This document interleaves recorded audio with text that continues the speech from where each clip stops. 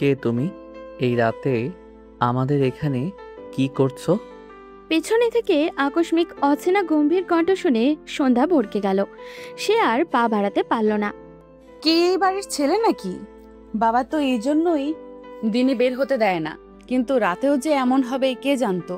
এমন আকস্মিক পুরুষের কণ্ঠস্বর শুনে সে ভেতরে ভয়ে কুঁকড়ে গেল। মাথায় কাপড়টা এক হাতে টেনে ধরে চেয়ারটা ভালোভাবে ঢেকে নিল, আরেক হাতে হারিকেনটা শক্ত করে ধরে রাখলো। যদিও পূর্ণিমার হালকা আলো আছে, কিন্তু তবুও মা জোর করে হারিকেনটা ধরিয়ে দিয়েছে।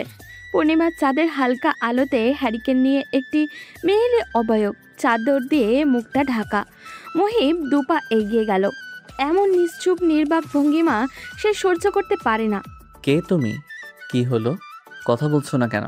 বিগত কয়েকদিন আগে সে ছুটিতে এসেছে, কিন্তু বাইরে থেকে বাসায় ঢুকতে গিয়েই এই প্রথম অচেনা প্রতিবিম্ব দেখে সে থমকে দাঁড়িয়েছে।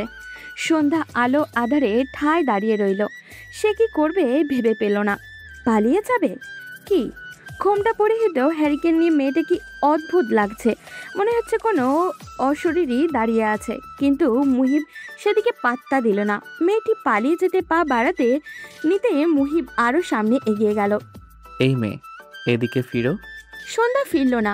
মুহিব নিজেই সন্ধ্যার সামনে গিয়ে দাঁড়ালো। যদিও বা রাত, কিন্তু পূর্ণিমার হালকা আলো আছে, আর মেয়েটির মুখের সামনে থাকা হ্যারিকেনের আলোতেই সবকিছু আরও বেশি স্পষ্ট। মেয়েটা তার গায়ের চাদর দিয়ে মুখ ঢেকে রেখেছে বলে চেহারা দেখা যাচ্ছে না। মুহিব পর্যবেক্ষণ করলো। এই রূপ গঠনের মেয়ে এর আগে সে এ পাড়ায় তো দেখেছে বলে মনে হচ্ছে না। এই রূপ অচেনা মেয়ে তাদের বাসার উঠানে কি করছে সেটা জানার জন্য তার আরও আগ্রহ বেড়ে গেল। সন্ধ্যা চাদরের আড়ালে তার সামনে আকস্মিক দুটো পা এসে দাঁড়াতে হকচকিয়ে পিছিয়ে গেল। সে কিছু বলতে মুখ খুলতে নিতেই ছোট বোনের ডাকে থেমে গেল।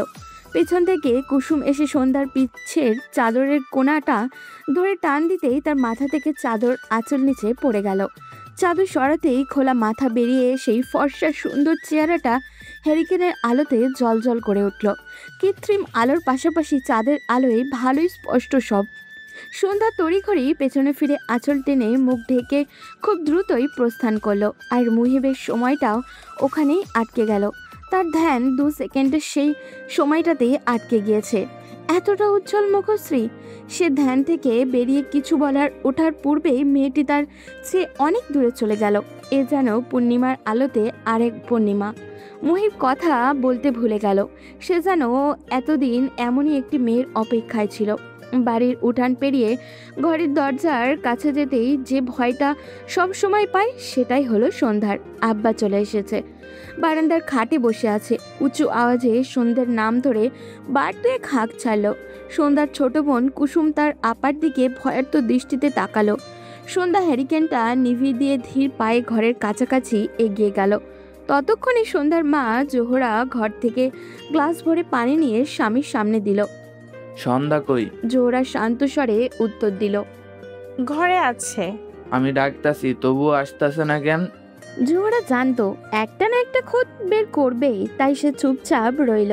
সন্ধ্যা ধীর পায়ে ঘরের বারান্দার কাছে এগিয়ে গেল। সে কুসুমকে কিছু একটা ইশারা করতেই কুসুম ধীর পায়ে বাবার পাশে গিয়ে বসলো। এই সুযোগে সন্ধ্যা দ্রুত পায়ে বাবার পেছন দিয়ে ঘরে ঢুকে গেল। ঘরে ঢুকতেই সে স্বস্তির শ্বাস ফেলে চুলার কাছে এগিয়ে গেল। ও একটু কাজ করছে, রান্না চড়িয়েছি তাই। তোমাকে মামের এই শুদ্ধ শুদ্ধ বয়ানগুলো আমার লগে কইবে না তো?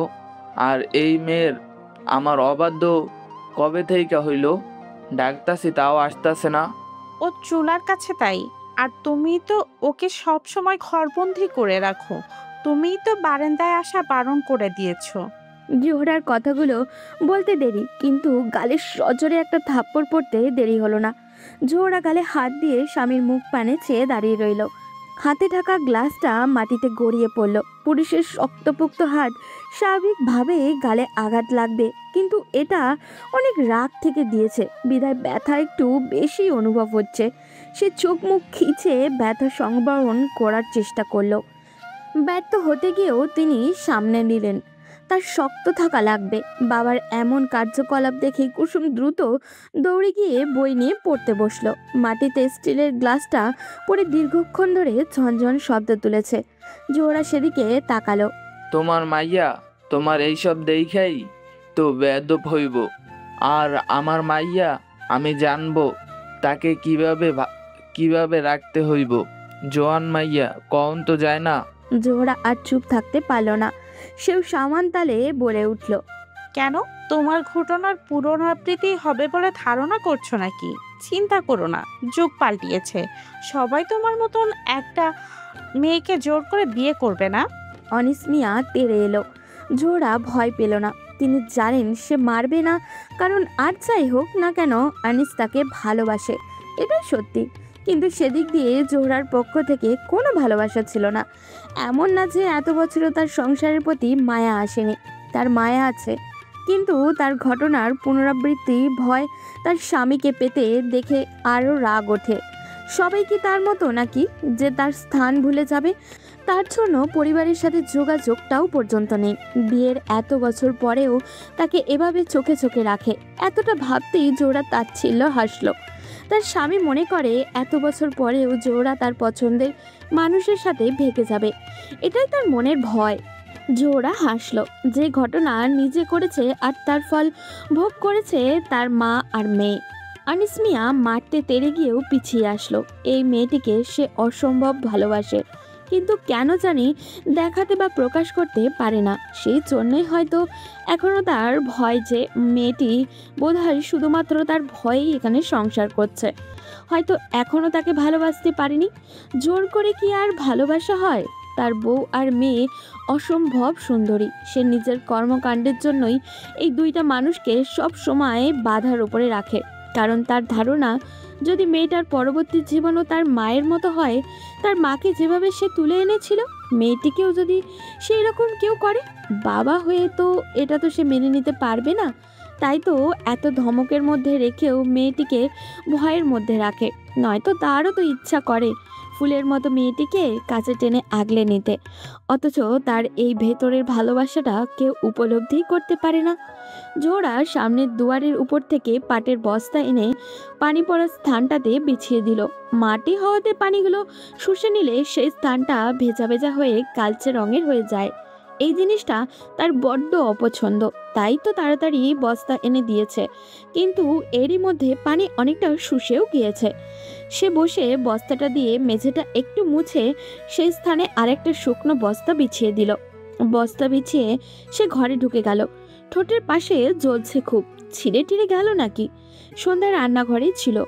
মা চুলাতে রান্না চড়িয়েছে। সে চুলার কাঠটা ভালো মতো ঠেলে দিল।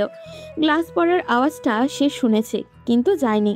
সে জানে তার বাবা ঠিকই আবার মাকে আগলে নিবে, কিন্তু সে গেলে হয়তো রেগে যাবে, আবার সেই রাগ তার মায়ের উপরেই ফেলবে। তাই সে উঠে মায়ের কাছে গেল না। সে বুঝতে পারে না তার বাবার চক্ষুশূল কেন সে, এই প্রশ্নের উত্তর তার জানা নেই। রাতে খেয়ে দিয়ে শুতেই কুসুম বোনকে জড়িয়ে নিল। সন্ধ্যা আলো আধারের মাঝে এক নজর বোনের দিকে তাকিয়ে জড়িয়ে ধরা হাতটার উপরে হাত রাখলো। হ্যারিকেনের আলো নিভু নিভু করছে, হয়তো জ্বালানি ফুরিয়ে আসছে। আপা, ঘুম আসছে না। সন্ধ্যা বোনের দিকে পাশ ফিরে বোনকে আগলে নিল। কুসুমের মাথায় চুলে হাত বুলাতে বুলাতে বলল, এবার ঘুম আসবে, ঘুমিয়ে পড়। আপা, একটা গল্প বলো না। কিসের? জিজ্ঞাসা করতেই কুসুমের মন নেচে উঠল। তার মানে আপা আজ গল্প শোনাবে? তোমার যেটা ভালো লাগে। আমার তো রূপকথা পছন্দ। তাহলে সেটাই বলো। বলেই কুসুম ফিরল বোনের দিকে। সন্ধ্যা রূপকথার সাগরে হারিয়ে গেল। তারও ইচ্ছা করে রূপকথার রাজকন্যাদের মতো করে মুক্ত পাখির মতো বিচরণ করতে। তারপর একটা সময় কোনো এক রাজপুত্র এসে ভালোবাসার চাদরে মুড়িয়ে নিয়ে যাবে। সন্ধ্যা হাসল। এসব কি ভাবছে সে? রূপকথার জীবন কি কোনোদিনও ও মানুষ পায়? বেশ কিছু সময় পরে সে গল্প শেষ করে পাশ ফিরতে গিয়েই খেয়াল করলো কুসুম তাকে জড়িয়ে ধরা অবস্থায় ঘুমিয়ে পড়েছে।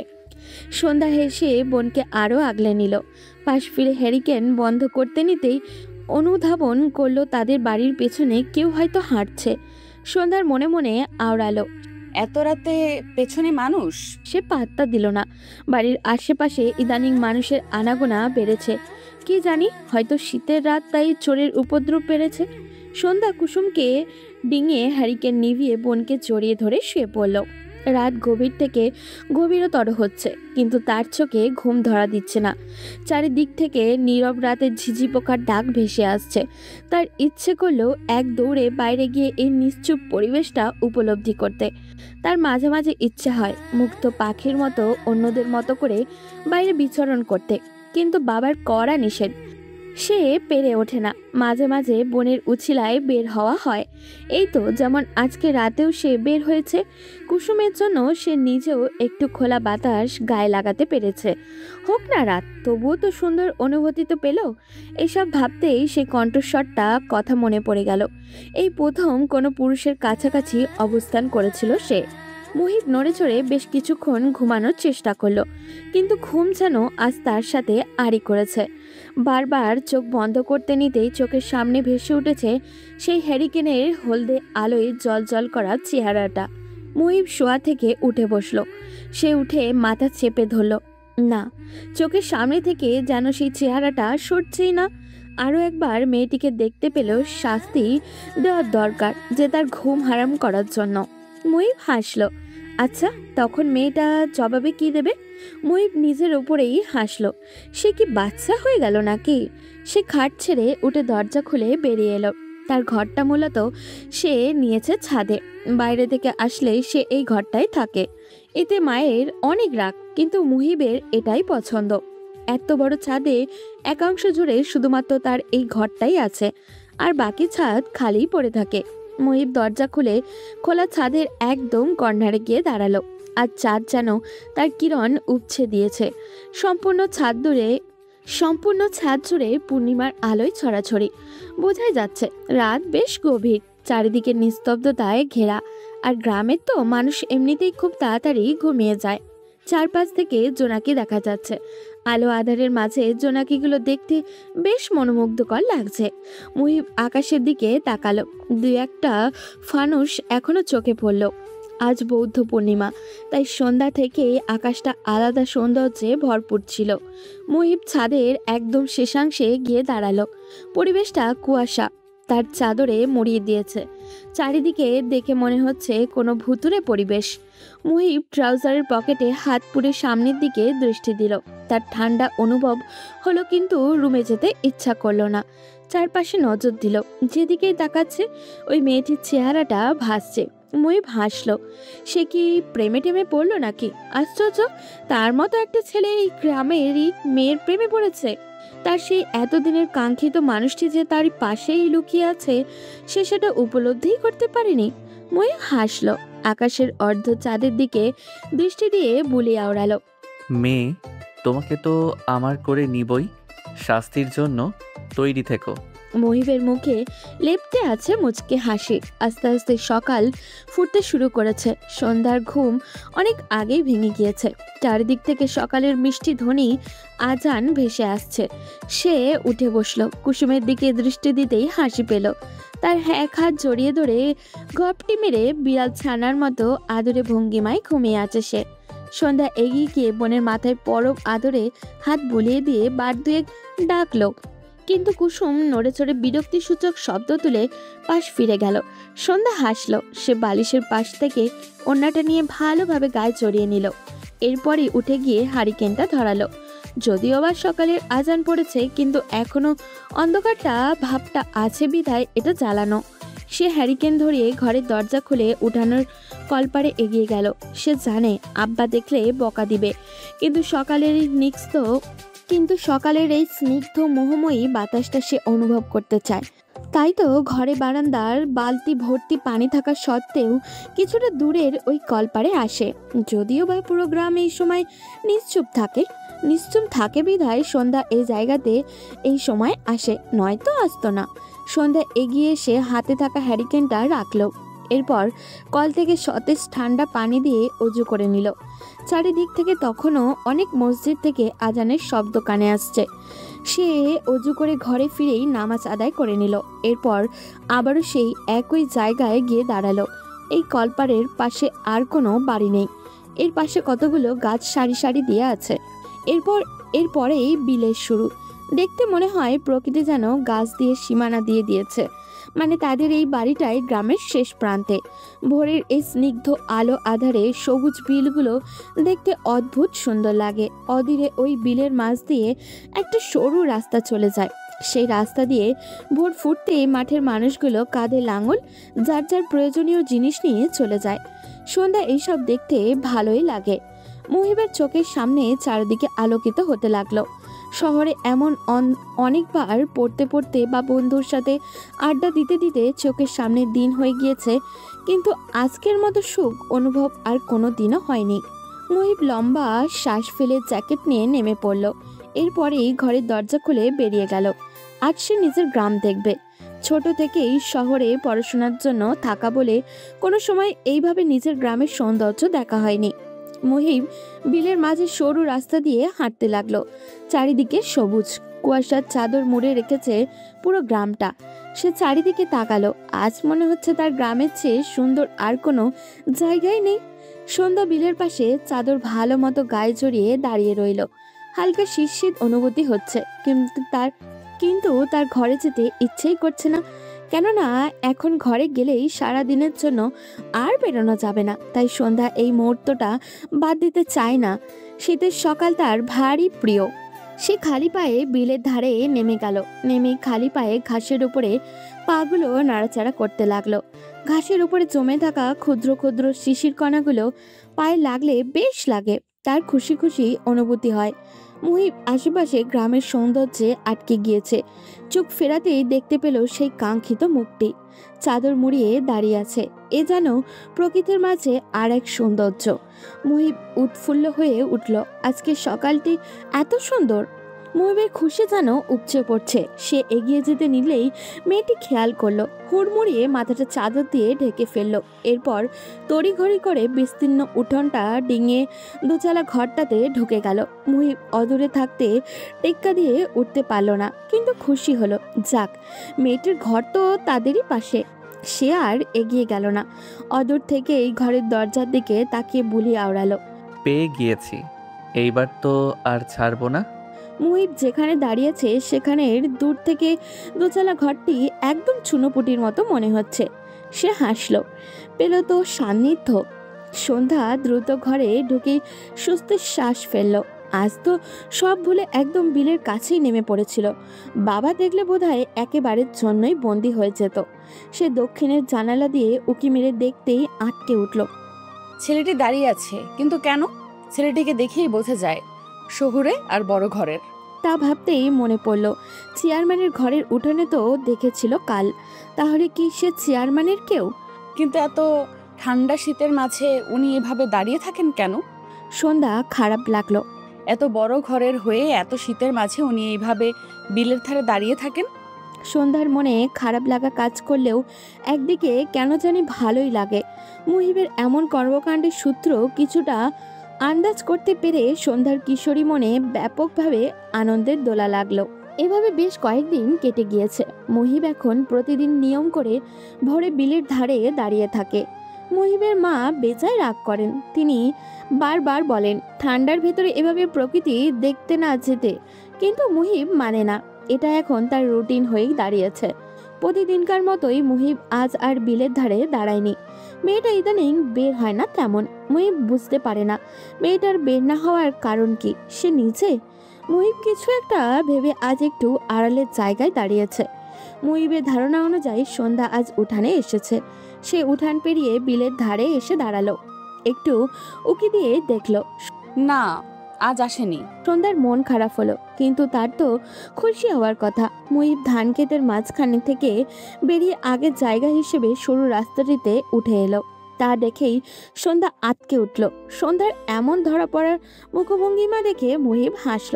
আজ মেয়েটি ফুল হাতা জামার সাথে ওড়না দিয়ে মুখ ঢেকে আছে। কে জানে এই ওড়নার আড়ালে এত সুন্দর একটি চেহারা লুকিয়ে। কিন্তু সেই সৌভাগ্যবান যে কেউ হতে পারে না, তা হয়েছে মুহিব। সে খুশি হলো। যাক, তার তার অর্ধাঙ্গিনীকে আর কেউ দেখেনি। সন্ধ্যা ধরা পড়ে দ্রুত গতিতে উঠান ডিঙিয়ে ঘরে ঢুকে গেল। তা দেখে মুহিব হেসে দিল। আনিস মিয়া আজ শহুরে কাজে যাবে। তিনি মূলত মালামালের জন্যই চান, কয়েকদিন ওখানে অবস্থান করেন। বাবা গেলে সন্ধ্যার নিজেকে মুক্ত পাখির মতো স্বাধীন মনে হয়। সন্ধ্যার মা জোহরা স্বামীকে বিদায় দিয়ে দরজার কাছে আসতেই আনিস মিয়া তাকালো। তিনি তার স্ত্রী জোহরাকে বিলের ধারে দাঁড়িয়ে থাকা ছেলেটার দিকে ইঙ্গিত দিল। এই পোলাটারে দেখতাছো? জোহরা স্বামীর ইঙ্গিত অনুসারে তাকিয়ে সম্মতি দিল। পোলাটা কয়েকদিন ধইরা এই জায়গায় এই সময়ে এই ভোরে শীতের ভেতর দাঁড়ায় থাকে। থাকতে পারে, দেখতে তো মনে হচ্ছে শহরে, হয়তো প্রাকৃতিক দেখে। স্ত্রীর জবাবে আনিস মিয়ার অসন্তুষ্ট প্রকাশ করে বলল, সব সময় তেরা তেরা জবাব দিবা না তো, তুমি চিনবার পারছো না? জোহরা ভালোভাবে তাকানোর চেষ্টা করলো। হ্যাঁ, সে আগে অনেকবার দেখেছে, কিন্তু তার স্বামী কি বলতে চাচ্ছে সেটা ঠিক ধরতে না পেরে জিজ্ঞাসু দৃষ্টিতে তাকালো। এটা তো চেয়ারম্যানের পোলা, শহরে লেখাপড়া করে, তাই এখানেই থাকে। মতিগতি ভালা ঠেকছে না। তুমি সন্ধ্যাকে দেখা রাখবা জোহরা। ঠিক আছে, আপনি যান। সন্ধ্যা দৌড়ে রুম থেকে বেরিয়ে বাবার সামনে এলো। তা দেখে আনিস মিয়া বলে উঠলেন, মাইয়া মানুষের এরকমের দৌড়ঝাঁপ করা ভালো লক্ষণ না। সন্ধ্যা তাকালো। আনিস মিয়া যাওয়ার আগে আরেকটিবার ফিরে কুসুমকে আদর করে দিল। এরপর পরেই বিস্তীর্ণ উঠান ডিঙিয়ে চলে গেল। তা দেখে সন্ধ্যার খারাপ লাগলো, কিন্তু তাতে পাত্তা দিল না। কেউ বের হওয়ার সময় মুখ ভার করে থাকতে নেই। তপ্ত দুপুর, যদিও রোদ অনেকটা বেশি, কিন্তু শীতের রোদগুলো গায়ে মাখলে ভালোই লাগে। হালকা বাতাস বইছে। সন্ধ্যার ইচ্ছে করলেও এই পরিবেশটা সে নিজের দু চোখ ভরে দেখুক। সন্ধ্যা কুসুম থেকে জিজ্ঞাসা করলো কেউ আছে কিনা। কুসুম চারপাশে তাকিয়ে না বলল, কেননা এই দিন দুপুরে গ্রামের সবাই ভাত ঘুম দেয়। সন্ধ্যা মাথার ওড়নার চেহারা থেকে সরিয়ে দিল। চারিদিকে হালকা বাতাস গায়ে লাগতেই এক সুখ সুখ অনুভূতি হচ্ছে ওর। সে চোখ বন্ধ করে বিলের মাঝে দাঁড়িয়ে রইল। হুট করেই কুসুমের ডাকে সে চোখ তুলে বোনের দিকে তাকালো। কুসুম ভয়ার্ত দৃষ্টিতে বোনের দিকে তাকিয়ে আছে। আপা, ওই বেয়াদব পোলাটা কোন পোলা? মেয়ে মাইনছেরে খারাপ কথা বলে সে। কুসুম হাতের ইশারা দিয়ে দেখাতেই সন্ধ্যা সেদিকে অনুসরণ করলো। বিলের অদূরে রাস্তার ওখানে দলটা বসে আছে। দলের প্রধান হচ্ছে হারুন। এই লম্পট হারুনের চোখ থেকে গ্রামের সব মহিলারা তাদের মেয়েদের সাবধানে রাখে। তার চোখ শকুনের, একবার চোখে পড়লেই শেষ। সন্ধ্যা তড়িঘড়ি করে ওড়নাটা মাথায় চাপালো। সে কি ভুল কিছু করে ফেলেছে? সে কুসুমের হাত ধরে বিলের সরু আইল দিয়ে এসে রাস্তায় উঠে গেল। রাস্তার ধারেই বটতলায় এই দলটা থাকে সব সময়। লোকেরা লম্পট হারুনই বলে। তাদের দলটা বকাটের দল। সন্ধ্যা দ্রুত পদে বোনকে নিয়ে ওদের ডিঙিয়ে আসতেই স্বস্তির শ্বাস ফেলল। যাক, তাহলে চেহারা দেখেনি। তার বাবা একটু রাগী বলে সবাই তাদের তেমন একটা খারাপ নজরে দেখতে পারে না। এদিক দিয়ে সে বাবাকে কৃতজ্ঞতার চোখেই দেখে। সন্ধ্যা স্বস্তির শ্বাস ফেলে পা বাড়াতে নিতেই কিছু একটা শ্রবণ করে পা থেমে গেল। ঘুমটা হারলে এতটা সুন্দরী হবা তা তো ভাবি নাই কোনোদিন। ভাবছিলাম ছোটটা বাপের মতোই কাইল্লা হবে, কিন্তু এত দেখি হুড়পুরি। এভাবে জীবনের কি বুঝতে পারতেছো?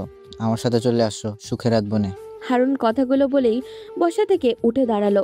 সন্ধ্যা আড়াল থেকেও বুঝতে পারলো হারুনের দৃষ্টি লোভনীয়। তার গায়ে জ্বালা ধরে গেল। হারুন হাত দুটো সোজা করে আড়মোড়া ভেঙে সন্ধ্যার পিছনে এসে দাঁড়ালো। সন্ধ্যা দ্রুত পা চালাতে নিতেই হারুন তার দলের বাকিদের ইশারা করে বলল, দেখছোস আনিস মিয়া কি পাল্টাছে? শালা এমন ভাবে চালায় যে এমন সুন্দরী এত বছর চোখেই পড়ে না। চোখের সামনে এমন সুন্দরী থাইকেও আমরা বুঝতে পারিনি। সন্ধ্যার রাগে দুঃখে কান্না পেয়ে গেল। তা দেখে হারুন চেঁচিয়ে হাঁক ছাড়ল, কি সুন্দরী, ভয় পাইতেছ? ভয় নাই, হারুন আছে তোমার লগে। এখন থেকে তুমি শুধু হারুনের। তা বলতেই পাশ থেকে কয়েকজন ছেলে হারুনকে ইঙ্গিত দিতেই হারুন হেসে উঠল। আচ্ছা, এমন সুন্দরী নাকি আমার পোলাপানরাও চায়? তাই তুমি সবার প্রথমে হারুনের, তারপর বাকি সবার। বলে সবাই হো হো করে বিশ্রীভাবে এসে উঠতেই সন্ধ্যা বোনের হাত ধরে দ্রুত পা চালালো। কুসুম কিছু বলতে যাবে তার আগেই সন্ধ্যা হাত চেপে ধরলো। এইসব লম্পট মানুষের সাথে ফেসে গেলে তো শেষ। আর তার উপরে হারুন চেয়ারম্যানের ভাইপো। এক কথায় শহুরে বাউন্ডেলের ছেলে গ্রামের নিতান্তই সাধারণ মেয়ের মাঝে আবদ্ধ হয়ে গেল। কথায় আছে না, কিশোরী মনের আবেগে কোনো বাধা মানে না। তাই তো সন্ধ্যা একই পথে হেঁটেছে।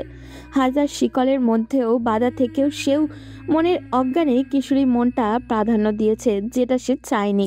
তবে হয়তো তাদের এই পথছালা লেখা ছিল, তাই তো না চাইতে দুজন মানবী পার্শ্ব কিছু চিন্তা না করেই নিজেদের মনকে এক অবৈধ বন্ধনে আবদ্ধ করে ফেলল। সন্ধ্যা এপাশ ওপাশ পাশ ফিরল। হ্যারিকেনের হলদে মিটমিটে আলোয় সন্ধ্যার ঠোঁটে হাসি লেগে আছে। মুহিবের কথা ভাবতে ভাবতেই চোখের পলকে মাঝরাত হয়ে গেল। কেন জানি ছেলেটার কথা ভাবতে গেলেই তার মুখে হাসি ফুটে ওঠে। হয়তো কেউ একজন তাকে এতটা প্রাধান্য দেয় সেটা ভেবেই। সন্ধ্যা ঘুমন্ত কুসুমের দিকে একবার তাকালো। কি সুন্দর করে ঘুমিয়ে আছে, কিন্তু তার চোখে ঘুম নেই। সন্ধ্যা হ্যারিকেনটা নিয়ে টেবিলের ধারে বসে পড়ল। টেবিলের সামনাসামনি জানালাটা খুলে দিল। খোলা জানালা দিয়ে ফুলের মিষ্টি ঘ্রাণ ভেসে আসছে। নিম গাছের ফুলের স্নিগ্ধ মোহময়ী ঘ্রাণটা সন্ধ্যার ভারী পছন্দ। আধারে চারিদিক থেকে ঝিঝি পোকার ডাক ভেসে আসছে। জোনাকিরা রাতের আধারে তাদের হলদে আলোয় অন্ধকারের মাঝে তাদের সৌন্দর্যের কিরণ ছড়াচ্ছে। সন্ধ্যা ব্যাগের কোণে থেকে কুসুমের হাতে দেওয়া চিঠিখানা খুলল। মুহিবের হাতে দেওয়া এটাই তার প্রথম চিঠি। কথায় আছে না, প্রথম যে কোনো কিছুই সুন্দর। সন্ধ্যা হ্যারিকেনের মিটমিটে আলোতে চিঠিখানার উপরে হাত বুলিয়ে দিল। এরপরেই চিঠিখানা খুলে পড়তে আরম্ভ করলো। কি সম্বোধন করব?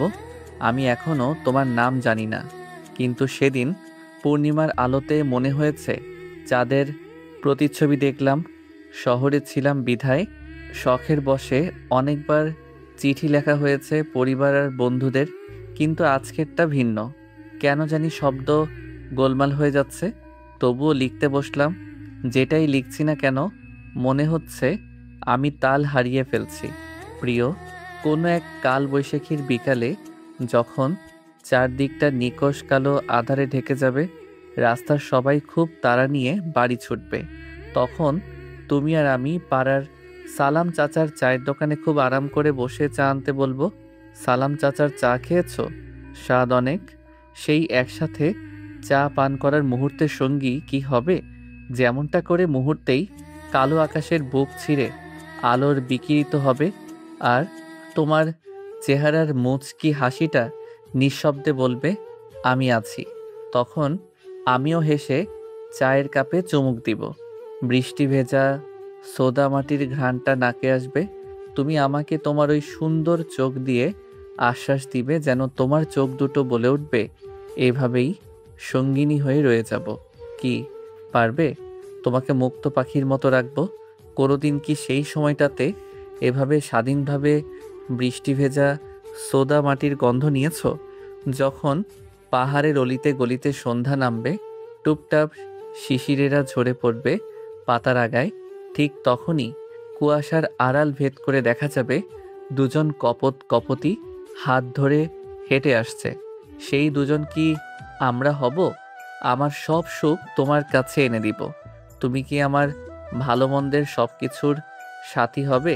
পারবে কি সঙ্গিনী হতে? উত্তর পাওনা রইল। নয়তো ভোরবেলায় একটিবার বের হইও, নাম দিলাম না। চিঠিটা পড়তেই সন্ধ্যার ঠোঁটের কোণে হাসির রেখা দেখা দিল, যেন তার হাসিটা বলছে হ্যাঁ, এভাবেই বয়ে যাব। সন্ধ্যা চিঠিটা নিয়ে 5 বার পড়েছে, কিন্তু তার মন ভরছে না। আশ্চর্য, প্রতিটা শব্দই তার কাছে এত আপন মনে হচ্ছে কেন?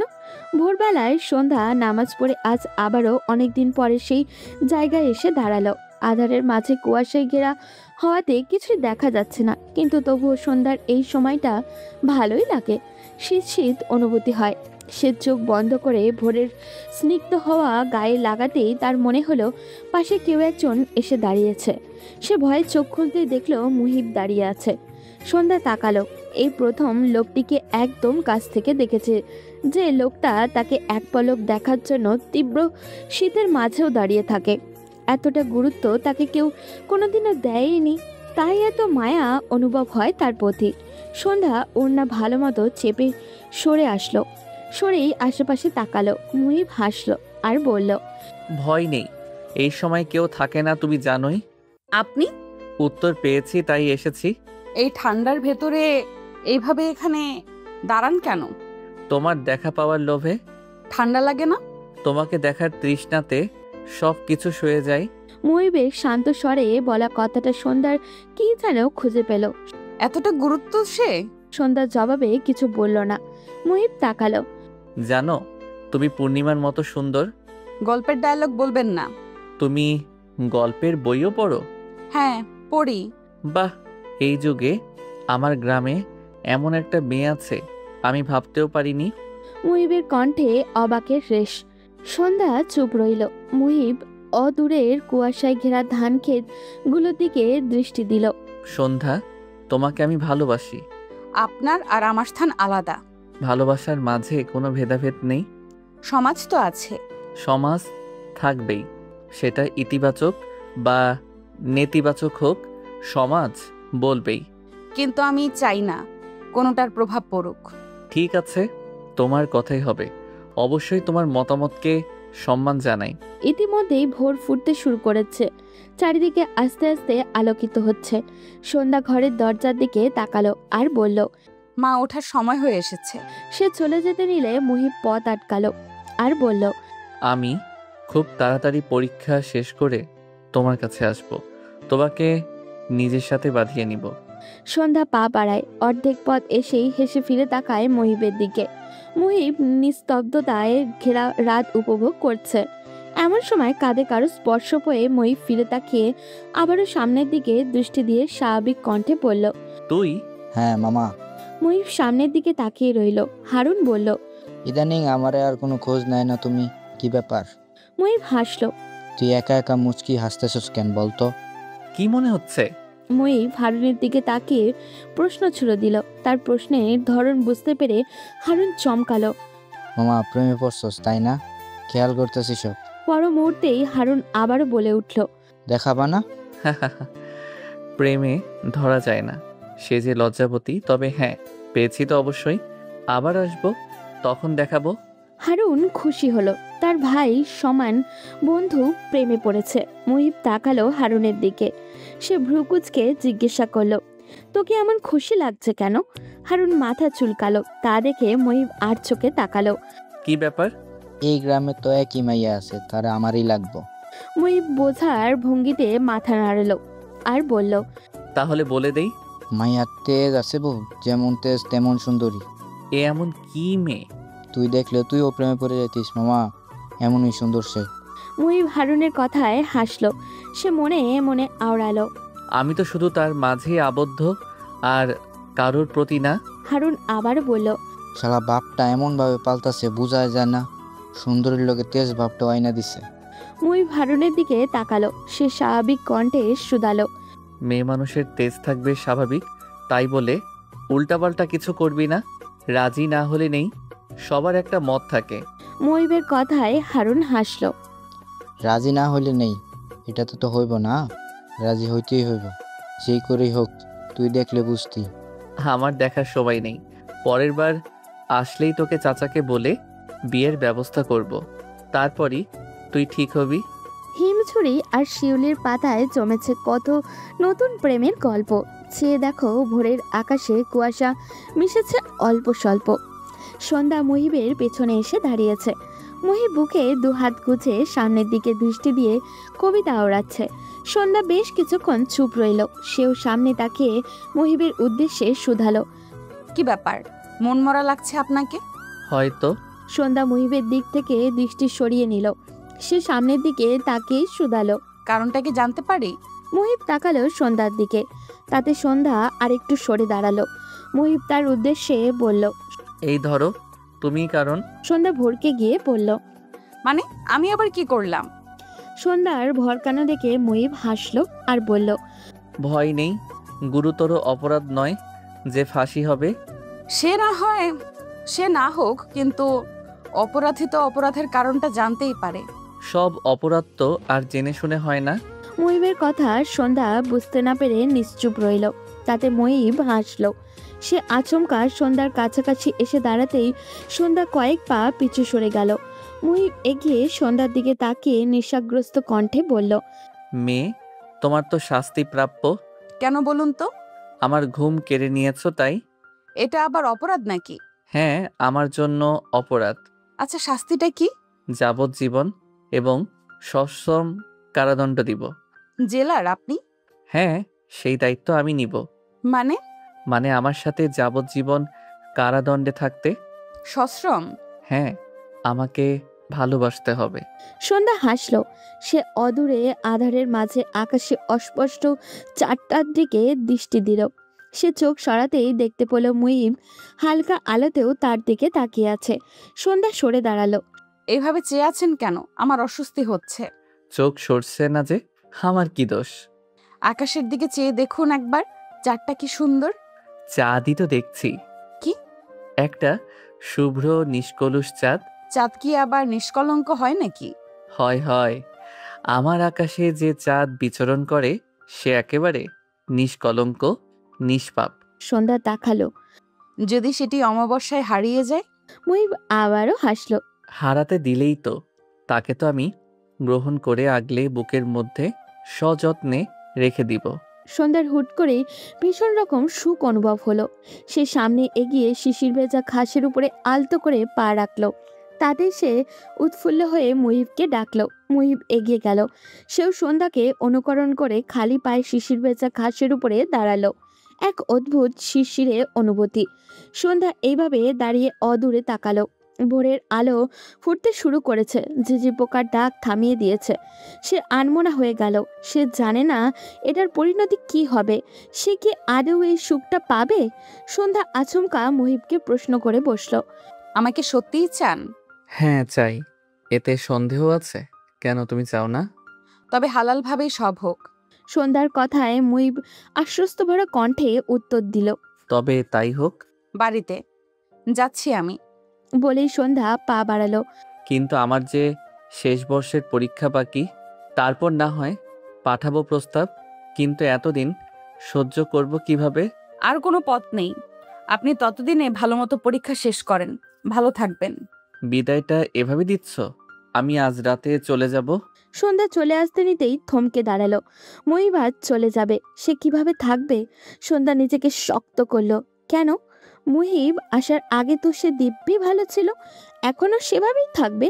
কিন্তু থাকবে কিভাবে? মুহিবের মায়াতে সে যে নিজেকে জড়িয়ে ফেলেছে। তাই তো মুহিবের দিকে আর তাকানোর সাহস পাচ্ছে না। যদি কান্না আটকাতে না পারে, সন্ধ্যা পিছু ফিরে তাকালো। মুহিব তার এদিকে জবাবের আশায় তাকিয়ে আছে। সে সামনে ফিরে জবাব দিল। আপনি ভালোভাবে পরীক্ষা দিয়েন, সহি সালামতে ফিরে আসবেন। অপেক্ষায় থাকবো। মুহিবের মন খারাপ হলো। সন্ধ্যা তাকে এভাবে বিদায় দিচ্ছে। সন্ধ্যার হুট করেই কঠিন হওয়াটা মুহিবকে প্যারা দিল।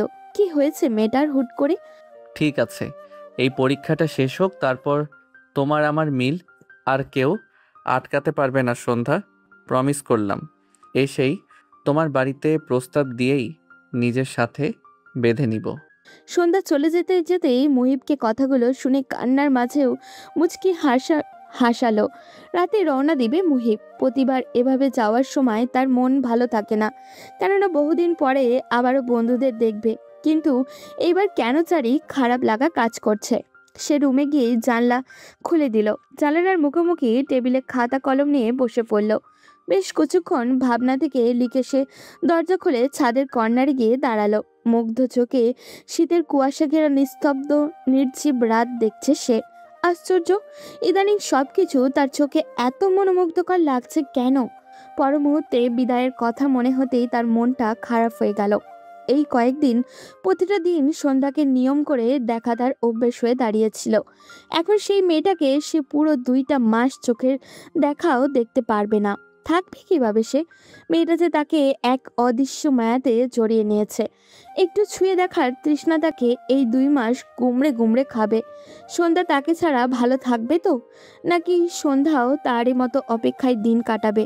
মুহিব অদূরে দৃষ্টি দিয়ে বুলি আওড়ালো। মন খারাপ করো না, আমি পরীক্ষাটা শেষ করেই ফিরে আসব তোমার কাছে। এসেই নিজের সাথে বেঁধে নিব। বিড়বিড় করে কি কইতাছস? মুহিব ফিরে তাকালো। হারুনকে দেখতে পেয়ে আবারও সামনে দৃষ্টি দিল। কইলি না তো। তোর মতো তো খবর নিয়ে ঘুরি না। প্রেমে পড়ার পরে তুমি বদলায় যেতেছো মিয়া। মুহিব ফিরে তাকিয়ে বলল। তুইও নিজেকে বদলে ফেল। হারুন মাথা দুদিকে হেলিয়ে হাত দুটো সোজা করে আড়মোকা ভেঙে হামি তুলল আর বলল। আমি কি খারাপ নাকি? মুহিব স্বাভাবিক কণ্ঠে বলল। সেটা পুরো এলাকা জানে। তোর ভয়ে পাড়ার মহিলারা মেয়েদের বের হতে দেয় না, সেটা তো বুঝি। চিন্তা করো না, ওই মাইয়ারে পাইলে আমি আর কোনো দিকে তাকাবো না। মুহিব কিছু একটা আজ করতে পেরে বলল। তুই যেভাবে বলছিলি সেই অনুযায়ী মেয়েটি ভালো। এত ভালো মেয়ে আর পরিবার তোর কাছে, তাকে দিবেই বা কেন? তুই আমার ভাই বন্ধু, এভাবে কইস না। তো কিভাবে বলবো তোর কোনো ভালো ব্যাকগ্রাউন্ড নেই যে তোরে তাকে দিবে? এজন্য বলি কি, ভালো হয়ে যা। বটতলায় বসে মেয়েদের টিজ করিস না। তাদের একটা স্বাভাবিক জীবন দে ভাই। কোনো একটা কাজ টাজ ধর। সব কিছু সারা জমু যদি ওই মেয়েটারে পাই। যদি মেয়েটাকে না পাস? হারুন চাইছে আর পাইনি এমন কিছু আছে? আমি তো পামুই, যেভাবেই হোক। মুহিব কিছু একটা আজ করতে পেরে হারুনকে শাসনের সুরে শুধালো। ভুল ক্রমেও মেয়েটির বিপরীতে গিয়ে কিছু করবি না বলে দিলাম। ঠিক আছে। হারুনের জবাব পেয়েও মুহিব বেশ কিছু সময় তার দিকে তাকিয়ে রইল।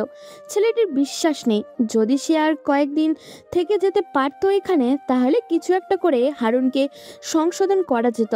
কিন্তু এখন তো থাকা সম্ভব না, তার যে ফাইনাল পরীক্ষা। সাইলা বেগম আর ছেলের পছন্দ মতো সব রান্না করেছে। ছেলে এতদিন কাছে ছিল, তার মন শান্ত ছিল, আবার এতগুলো দিন বাইরে থাকবে। মুহিব খেয়ে মায়ের আঁচলে হাত মুখ মুছে উঠে দাঁড়ালো। তা দেখে সায়লা বেগম হাসলেন। ছেলেটার আর এই স্বভাবটা গেল না।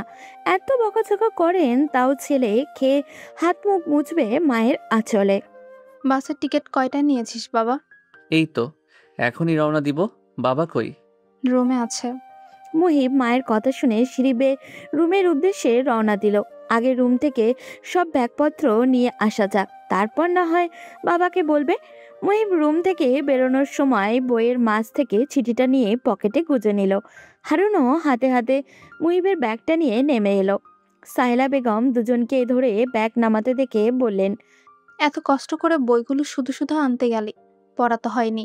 মুহিম ব্যাগের দিকে তাকালো। আসলেই এইবার তো ভুলেও বই খোলা হয়নি। হারুন চাচির দিকে তাকালো। চাচি, অন্যের পোলা বই আনছে, সেটার বোঝাটা বহন করতেছে, তাও সহ্য হচ্ছে না। মুহিব বাদ সাধলো।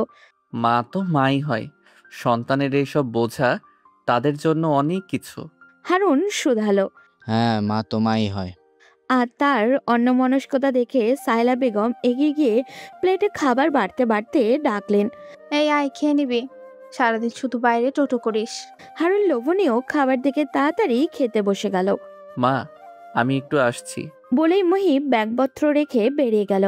সাহেলা বেগম পিছু ডাকতে গিয়েও ডাকলো না, হয়তো কোনো বন্ধুকে বিদায় জানাতে যাচ্ছে। সন্ধ্যার রাতে ঘুম আসছে না, সে ছটপট করে উঠে বসে পড়ল। কি আশ্চর্য, আগে সে শোবার সাথে সাথেই ঘুমিয়ে পড়তো, ইদানিং একদমই আসছে না ঘুম। মুহিবের মতো তারও ওই একই রোগে ধরল নাকি? সন্ধ্যা হাসলো। না, এই রোগে শান্তি আছে, খুব শান্তি আছে। নিজেকে সুখী সুখী মনে হয়। সে হ্যারিকেন নিভাতে গিয়েও মনে হলো তাদের ঘরের আশেপাশে কেউ হাঁটছে। সে পাত্তা দিল না, কিন্তু পর মুহূর্তে কে যেন ভেবে শোয়া থেকে উঠে পড়ল। হ্যারিকেনের নিভু নিভু আলোতে জানলার ধারে এগিয়ে গেল। জানলা খুলতেই দমকা হাওয়া এসে গায়ে অদ্ভুত শিহরণ বয়ে গেল।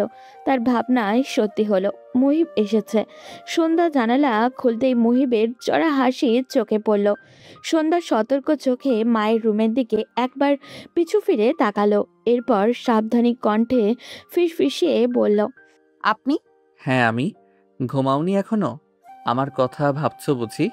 আপনার কথা কেন ভাববো? আজে বাজে বকবেন না। জানি জানি। সন্ধ্যা বারবার পিছু ফিরে তাকাচ্ছে। সে মুহিবের দিকে তাকিয়ে শুধালো। এত রাতে? আমি এখন চলে যাব সন্ধ্যা, একেবারে 2 মাস পরে আসবো। সন্ধ্যার বুক ধরফর করে উঠল, তার কান্না পেয়ে গেল। মুহিবকে সে আর 2 মাস দেখবে না? কিভাবে থাকবে ও? মুহিব সন্ধ্যার চেহারা দেখে আজ করতে পারল। সে জানালো। এর মাঝে আমাদের আর কোনো যোগাযোগ হবে না। এসেছিলাম তোমার জানালায় চিঠি রাখতে, কিন্তু ভাবিনি তুমি জেগে থাকবে। ভালোই হয়েছে, দেখার তৃষ্ণার অন্তত একটু হলেও পূর্ণ হয়েছে। ভালো থেকো সন্ধ্যা, আমি ফিরে আসবো খুব তাড়াতাড়ি। বলেই মুহিব চলে যেতে নিতেই পিছু ফিরে তাকালো। এগিয়ে এসে হাতের চিঠিটা সন্ধ্যার কাছে এগিয়ে দিল। কোনো প্রয়োজন পড়লে আমাকে ফিরতি চিঠি দিও। এখানে আমি আমার পোস্ট অফিসের ঠিকানা দিয়েছি। আর মাঝে মাঝে ডাকপিয়ন এলে এগিয়ে যেও। আমি মিস করলে পরীক্ষার মাঝে তোমাকে চিঠি দিব। আপনি পরীক্ষা ভালো মতো দিয়েন। ঠিক আছে, আমি যাচ্ছি। ভালো মতো থেকো। আমি ফিরে তোমাকে নিজের সাথে আগলে নিব। আমি আছি তোমার সাথে। সন্ধ্যার চোখ টলমল করে উঠল। মনে হচ্ছে পলক ফেললেই জল গড়িয়ে পড়বে। মুহিব পিছু ফিরতেই সন্ধ্যা পলক ফেলতেই টুপ করে জল গড়িয়ে পড়ল। মুহিব এসে সযত্নে তা মুছে দিল। আমি আছি তো, এভাবে বিদায় দিও না প্লিজ। আমি যে ভালো থাকতে পারবো না। হাসো। সন্ধ্যা হেসে হাত নাড়াতেই মুহিব পিছু ফিরে এগিয়ে গেল। অর্ধেক গিয়েও সন্ধ্যা বুঝতে পারল মুহিব সন্ধ্যার দিকেই তাকিয়ে রয়েছে। রাতের আধার মেখে প্রেমিক পুরুষের চলে যাওয়ার পথে তাকিয়ে থাকে সন্ধ্যা। বড্ড শীত করে ওঠে তার। হুট করে ভিতরে কাঁপন শুরু হয়। উষ্ণতার অভাবে মন কুকড়ে ওঠে যেন। এমন শীতকাল পেরিয়ে আবারও 2 মাস পরে বসন্ত আসবে নিশ্চয়ই। তখনই হয়তো আবারও সেই পুরুষের সাথে দেখা পাবে।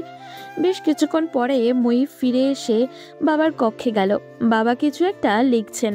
মুহিব ডাক দিল, বাবা, আসতে পারি? আজগর শেখ ফিরে তাকালেন। হ্যাঁ, আসো। মুহিব বাবাকে বলে বিদায় জানিয়ে রুম থেকে বেরোবে তার আগেই আজগর শেখের ডাকে থেমে গেল। দাঁড়াও একটু, আমি দিয়ে আসবো তোমাকে। মুহিব মন মুহূর্তের মধ্যেই খুশিতে ছেয়ে গেল। এতবার আসা যাওয়াতে এই প্রথম বোধহয় বাবা তাকে স্টেশনে দিতে যাবেন, তাও বা নিজ থেকে। এটা তার বিশ্বাসযোগ্য হচ্ছে না। বাবা নামক মানুষটা সবসময় কাজের মধ্যে ডুবে থাকেন।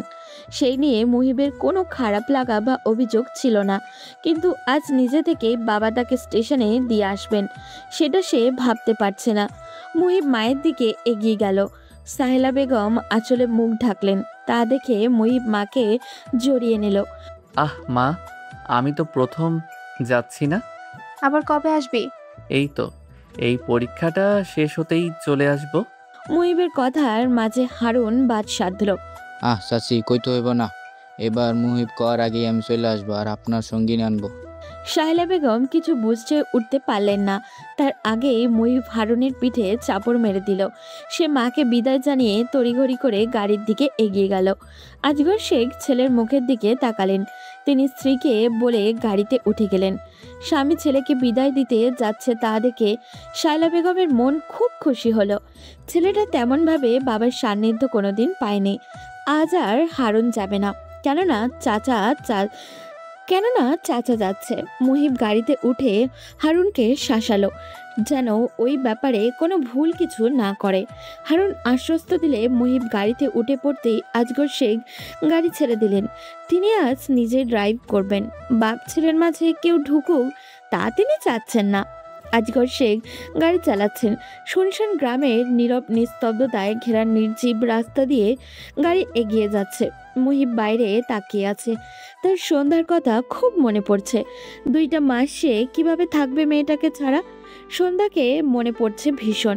আরেকবার দেখা যেতে পারলে তার মন ভরত, কিন্তু তা তো আর সম্ভব না। মেয়েটিকে দেখার তৃষ্ণা তার সারা জীবনেও মিটবে না হয়তো। সর্বোপরি এইবারে পরীক্ষাটা কেমন হবে সেটাও সে ভাবতে পারছে না। আজগর শেখ ছেলের দিকে তাকালেন। ছেলেকে বাইরে অন্যমনস্কভাবে তাকিয়ে থাকতে দেখে তিনি চোখ সরিয়ে নিলেন। তিনি নীরবতা কিভাবে ভাঙবে সেটা ভাবছেন। আশ্চর্য, এলাকার এত বড় নামধারী মানুষ হয়ে তিনি ছেলের সাথে কথা খুঁজে পাচ্ছেন না। এতটা দূরত্ব হয়ে গেল তাদের বাপ ছেলের মাঝে। বেশ কিছুক্ষণ কথা বলতে চেয়েও তিনি কথা খুঁজে পেলেন না। তিনি খাকারি দিয়ে গলা পরিষ্কার করলেন। এতে মুহিবের ধ্যান মগ্ন হলো।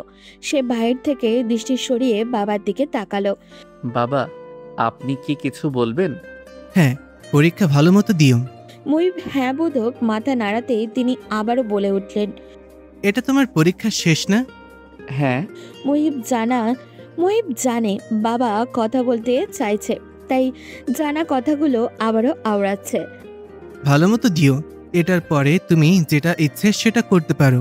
চাইলে বাবার ব্যবসাতে ঢুকতে পারো, আর না চাইলে কোন একটা চাকরিও করতে পারুন, বাধা দিব না। তবে চাকরিতে ঢুকলেও আমার ব্যবসার দেখাশোনা করতে হবে, অভিজ্ঞতা সবকিছু নিতে পারো। জি। গাড়ি স্টেশনে পৌঁছে গিয়েছে। আজগর শেখ গাড়ি থামিয়ে নেমে পড়লেন। গাড়ির পেছনে তিনি নিজে গিয়ে ছেলের ব্যাগ নিয়ে এসে মুহিবকে দিলেন। বাস এসে পড়েছে। এখনো বেশ কিছু সময় বাকি আছে। 5 মিনিট দাঁড়াবে? মুহিবের পা থেমে গেল। সে আবারও পিছু ফিরে বাবার কাছে এগিয়ে গেল। আজগর শেখ ইতস্তত বোধ করলেন, কিন্তু ছেলেটাকে যে তিনি বড্ড ভালোবাসেন, এই ছেলেটার কষ্ট তিনি সহ্য করতে পারবেন না। মুহিব বাবার ইতস্তত ধরতে পারল না। সে শান্ত কণ্ঠে শুধালো, বাবা বলো, নির্দ্বিধায় বলো। আজগর শেখ ভরসা পেলে তিনি ছেলের দিকে তাকালেন। কাউকে ভালোবাসো? মুহিব চমকে তাকালো বাবার দিকে। ছেলের চমকানো দেখে আজগর শেখ নিজেকে নরম করে হাসার চেষ্টা করলেন। তখন হারুনের বলা কথার অর্থ আমি বুঝেছি, তাই বলছি, কাউকে ভালোবাসলে ইতস্তত করিও না, বাবাকে বলিও। এই বাবা সবসময় থাকবে, আমি নিজেই প্রস্তাব নিয়ে যাব। মুহিব যেন ভরসা খুঁজে পেল। সে বাবাকে জড়িয়ে ধরল। আজগর শেখ আচমকা ছেলের জড়িয়ে ধরাতে ভড়কে গেলেও নিজেকে ধরাস্ত করে নিজেও জড়িয়ে ধরলেন। তার মনে হচ্ছে এতদিনের বাপ ছেলের দূরত্ব ঘুচবে। বাস ছেড়ে দেবে। আজগর শেখ মুহিবকে তুললেন। তোমার থেকে 5 মিনিট নিয়ে 10 মিনিট কাটিয়ে দিয়েছি। মুহিব হাসল আর বলল, এই 10 মিনিট আমার কাছে অনেক কিছু। ঠিক আছে, এইবার যাও, পরীক্ষাটা ভালো মতন দিয়ে ফিরে আসো। হ্যাঁ বাবা, আমি ফিরে এসে আপনাকে বলবো। ঠিক আছে, ভরসা করো বাবাকে, আমি আছি সব সময়, কিন্তু পরীক্ষাটা একদম নিশ্চিন্তে দিবে। মুহিবকে হেসে বাচ্চাদের মতো করে দুদিকে মাথা দুলালো। তার আর কিচ্ছু চাওয়ার নেই। সে বাসে উঠে গেল। জানলার পাশে বসতেই আজগর শেখ এগিয়ে হাত নেড়ে ছেলেকে বিদায় জানালেন। এক মনে খুশি লাগলো যে ছেলেকে সে ভরসা দিতে পেরেছে। সে যে চায় না তার ছেলের পরিণতি তারই মতো কষ্টদায়ক হোক, যেটা রেস তার এখনো রয়ে গেছে। এখনো গুমড়ে গুমড়ে খায় সে। ভোরের আজান পড়তেই সন্ধ্যার ঘুম ভেঙে গেল। ঘুম ঘুম চোখে সে নিজেকে খোলা জানালার ধারে আবিষ্কার করলো। মুহিবের কথা ভাবতে গিয়ে কোন সময় চোখ লেগে এসেছে সে সেটা টের পায়নি। সন্ধ্যা হ্যারিকেনের দিকে তাকালো। হ্যারিকেন একদমই নিবু নিবু অবস্থায়, যেন সে দায়ে পড়ে আলো দিচ্ছে। সন্ধ্যা বুঝতে পারল জ্বালানি ফুরিয়ে এসেছে। আসলেই তো সারা রাত ধরে আলো দিচ্ছে। সে উঠে দাঁড়ালো। হ্যারিকেন নিবু নিবু আলোতে ঘরটা ভুতুরে মনে হচ্ছিল। সন্ধ্যা তাড়াতাড়ি জ্বালানি নিয়ে এসে হ্যারিকেন ভালোভাবে আলো চালিয়ে দিল। হ্যারিকেনের আলোর দিকে এক মনস্কভাবে তাকিয়ে রইল সন্ধ্যা। তার কেন জানি মনটা ভালো লাগছে না। মায়ের রুম থেকে পায়ের আওয়াজ পেতেই সন্ধ্যার কান খাড়া হয়ে গেল। সে দাঁড়িয়ে পড়ল। মা আসছে, মা এলে বুঝে যাবে সে তেমন একটা ঘুমায়নি। সন্ধ্যা তার হাতে থাকা চিঠিটার দিকে তাকালো। হাতের মুঠোয় রেখে ঘুমিয়ে গিয়েছিল সে, তাই চিঠিটা একদম মুচড়ে গিয়েছে। তার খারাপ লাগলো। মুহিবের দেওয়া স্মৃতিটা সে মুচড়ে ফেলেছে নিজেরই অজান্তে। সন্ধ্যা নিজের ভাবনার উপরে হাসলো। কারোর দেওয়া স্মৃতি কি মুচড়ে ফেলা চায় নাকি? কি অদ্ভুত ভাবনা আসছে তার মাথায়। মায়ের পায়ের আওয়াজ পেয়ে সন্ধ্যা তড়িঘড়ি করে চিঠিটা তার ব্যাগের মাঝে ঢুকিয়ে ফেললো। এরপর উঠে দাঁড়িয়ে মুখ ভালো মতো মুছে নিল। জোহরা রুম থেকে বের হতেই মেয়েকে দাঁড়িয়ে থাকতে দেখে এগিয়ে এলেন। সন্ধ্যা মা? হ্যাঁ মা। জোহরা জহুরি দৃষ্টি ফেললেন মেয়ের দিকে। তা দেখে সন্ধ্যা মাথা নিচু করে দরজায় এগিয়ে যেতেই জোহরা ডাক দিলেন। সন্ধ্যা পিছু ফিরল না। সে ওই অবস্থায় মায়ের জবাব দিল। জি মা, বলো। জোহরা আচমকা সন্ধ্যার সামনে এসে হ্যারিকেন উঁচু করে ধরল। হ্যারিকেন একদম স্পষ্ট তির্যক আলো সন্ধ্যার চেহারায় এসে পড়েছে। ঘুমিয়েছিস ভালো? হ্যাঁ মা। বলেই সন্ধ্যা তড়িঘড়ি করে দরজা খুলে কলপারে এগিয়ে গেল। জোহরা আধারের মাঝে মেয়ের যাওয়ার পানে তাকিয়ে রইল। এরপর সে নিজেও কলপারের দিকে এগিয়ে গেলেন। মা মেয়ে দুজনেই নামাজ আদায় করে জোহরার রুমে চলে গেলেন। ইদানিং তার শরীরটা ভালো লাগছে না। আজ রাতে কেন জানি ঘুম আসেনি। ভোরের আজানের আগে ঘুম এসেছিল একটু। নামাজ পড়ে আবারও কিছু সময় ঘুমালে ভালো লাগবে ভেবে জোহরা ঘুমাতে চলে গেলেন। সন্ধ্যা নামাজ শেষে শীতের কুয়াশা ভেদ করে উঠানের শেষে বিলের কিনারায় গিয়ে দাঁড়ালো। ঠান্ডাটা বেশ ভালোই এসেছে। সে গায়ে থাকা চাদরটা ভালো মতো জড়িয়ে নিল। সে বেশ কিছুক্ষণ দাঁড়িয়ে রইল। তারই অজান্তে দৃষ্টি বারবার এদিক ওদিক ফেলছে। তার খারাপ লাগলো। নিজেরই অজান্তে সে মুহিবকে খুঁজে চলেছে। কোথায় জানি ভীষণ ফাঁকা ফাঁকা লাগছে ওর, ভীষণ মনে পড়ছে। ভোর ফুটতেই শুরু করেছে। দূর দূরান্তে কিছু চোখে দেখা যাচ্ছে না, তার ভালো লাগছে না। সে ঘরে চলে গেল। রুমে গিয়ে দক্ষিণের জানালা খুলে জানালার ধারে বসে পড়ল। মুহিবের প্রথম বিলের সরু রাস্তাটা দেখা যাচ্ছে। তার স্মৃতিটুকু মনে পড়ে গেল। ছেলেটা তীব্র ঠান্ডার ভেতরে তার জন্য দাঁড়িয়ে থাকতো। মুহিবকে মনে পড়ছে ভীষণ। সন্ধ্যার চোখ টলমল করে উঠল, যেন পলক ফেললেই টুপ করে পানিটা ঝরে পড়বে। সন্ধ্যা বাইরে তাকাতে তাকাতেই পরিপূর্ণ ভোর ফুটে গেল। চারিদিকে সকালের আমেজ শুরু হয়ে গিয়েছে। কৃষকরা কুয়াশা ভেদ করে ঝুপ ঝুপ শব্দ তুলে ধানের বোঝা কাঁধে নিয়ে সরু রাস্তা দিয়ে গন্তব্যের দিকে এগিয়ে যাচ্ছে। তারা হেমন্তকে পুরোপুরি বিদায় জানিয়ে শীতকে গ্রহণ করে নিচ্ছে। অন্য সময় সন্ধ্যার এসব ভালো লাগলেও আজ কেন জানি ভালো লাগছে না। কিছু সময় পরেই খোলা মাঠে ছেলেমেয়েরা ঘুড়ি নিয়ে বের হয়ে পড়বে। এই প্রথম সন্ধ্যা এক বসাতে পুরোটা সময় জানলার বাইরে তাকিয়েছিল। আশ্চর্য তার এভাবে খালি খালি লাগছে কেন। জোরা হাত খোপা করতে করতে রুম থেকে বেরিয়ে এলেন। আজ বেশ বেলা হয়ে গিয়েছে। তিনি মেয়েকে এভাবে জানলা দিয়ে অন্যমনস্কভাবে তাকিয়ে থাকতে দেখে এগিয়ে গেলেন। কাঁধে কারোর হাত পড়তেই সন্ধ্যা তাকালো। মাকে দেখে সে উঠে দাঁড়িয়ে রান্নাঘরের দিকে এগিয়ে গেল। আনিস মিয়া আজ কদিন যাবৎ নেই, তাই আজও জোহরা মেয়েকে কলেজে যেতে তড়িঘড়ি করেন, কিন্তু সন্ধ্যা রাজি হতে চায় না। এমনিতেও মুহিব চলে যাওয়াতে তার মন খারাপ। সন্ধ্যার রাজি না হওয়ার ব্যাপারটা কুসুম মাকে বলতে চাইলে সন্ধ্যা বারণ করে, কারণ এতে মা চিন্তা করবে। জোহরা এসে মেয়েকে কাঁধে হাত রাখে। কি হয়েছে মা? সন্ধ্যা কিছু না বলেই চুপ থাকে। মাকে কি বলবে সে? তার চেয়ে হারুনের ব্যাপারে ভয় জেগেছে। জোহরা মেয়েকে আশ্বস্ত করে বললেন, বাবা আসলে তো আর কলেজে যেতে পারবি না। এই কয়দিন অন্তত যা। তুই তো পড়াশোনা করতে চাস, এমন করার কারণ? তোকে যে আমি যেটা করতে পারিনি সেটা করতে চাই, আমার মতন করে করতে চাই। আর কালকের দিনও যাসনি, ভাবলাম এমনি, কিন্তু আজকেও কি হয়েছে মা আমাকে বল। মায়ের এমন কথায় সন্ধ্যার মনে অনুশোচনা আসলো। মা তার জন্য এত কিছু করে পড়াশোনা করাতে চাচ্ছে, আর সে সেটারই প্রতিদান এভাবে দিচ্ছে। তার এই পড়াশোনার জন্য মা বাবার মাঝে কতটা ভাঙন ধরেছিল সে সেটা তো জানে। হারুনের ভয় সে কি কেন ক্লাস করবে না? হারুন তার কি করতে পারবে? কিছুই না। না, সে মায়ের স্বপ্নগুলো ভঙ্গ করতে পারবে না। সন্ধ্যা তৈরি হয়ে বোনকে নিয়ে বেরিয়ে যায়। কলেজ শেষে ফেরার পথে যে ভয়টা পাচ্ছিল ঠিক সেটাই হলো। আজও ছুটির সময়ে একই সময় হারুনের দলটা আছে। সন্ধ্যা বিলের আইলে থাকাকালীন দূর থেকেই এদিক ওদিক তাকালো। না, আর কোনো দিকে পথ নেই যাওয়ার। এই মৌসুম হওয়াতে বিলগুলো ভেজা কাদা মাটিতে চুপচুপ করে। এখানে মাঝে মাঝে সাপও থাকে। এদিক দিয়ে যাওয়া যাবে না। শুকনো বিল, অর্থাৎ আর কয়েকদিন পর হলেই ঠিক ওই বিলের মাছ দিয়ে হাঁটা যায়, কিন্তু এখন হাঁটা যাবে না। সন্ধ্যা সাহস সঞ্চার করলো। না, সে তার মায়ের মেয়ে, এভাবে ভয় পাচ্ছে। ভয়কে জয় করতে হবে। মা বলেছিল ভয় পেয়ে পিছু হটে গেলে সেটা কোনো সাহসের কাজ নয়। আপা, কি করব? সন্ধ্যা বোনের হাত শক্ত করে ভরসা দিল। সে হাজার উপরে সাহসী দেখালেও তার ভেতরে অনেক ভয় লাগছে, কারণ সে জানে এতগুলো ছেলে তাকে কিছু বলবেই। তার উপরে তাদের চোখে পড়েছে যে। সন্ধ্যা এগিয়ে গেল। কুসুম আপার দিকে ভয়ার্থ দৃষ্টিতে তাকাচ্ছে। সন্ধ্যা বিলের আইল ডিঙিয়ে রাস্তায় রাস্তায় উঠতেই হারুন সহ সবাই হো হো করে হেসে উঠল।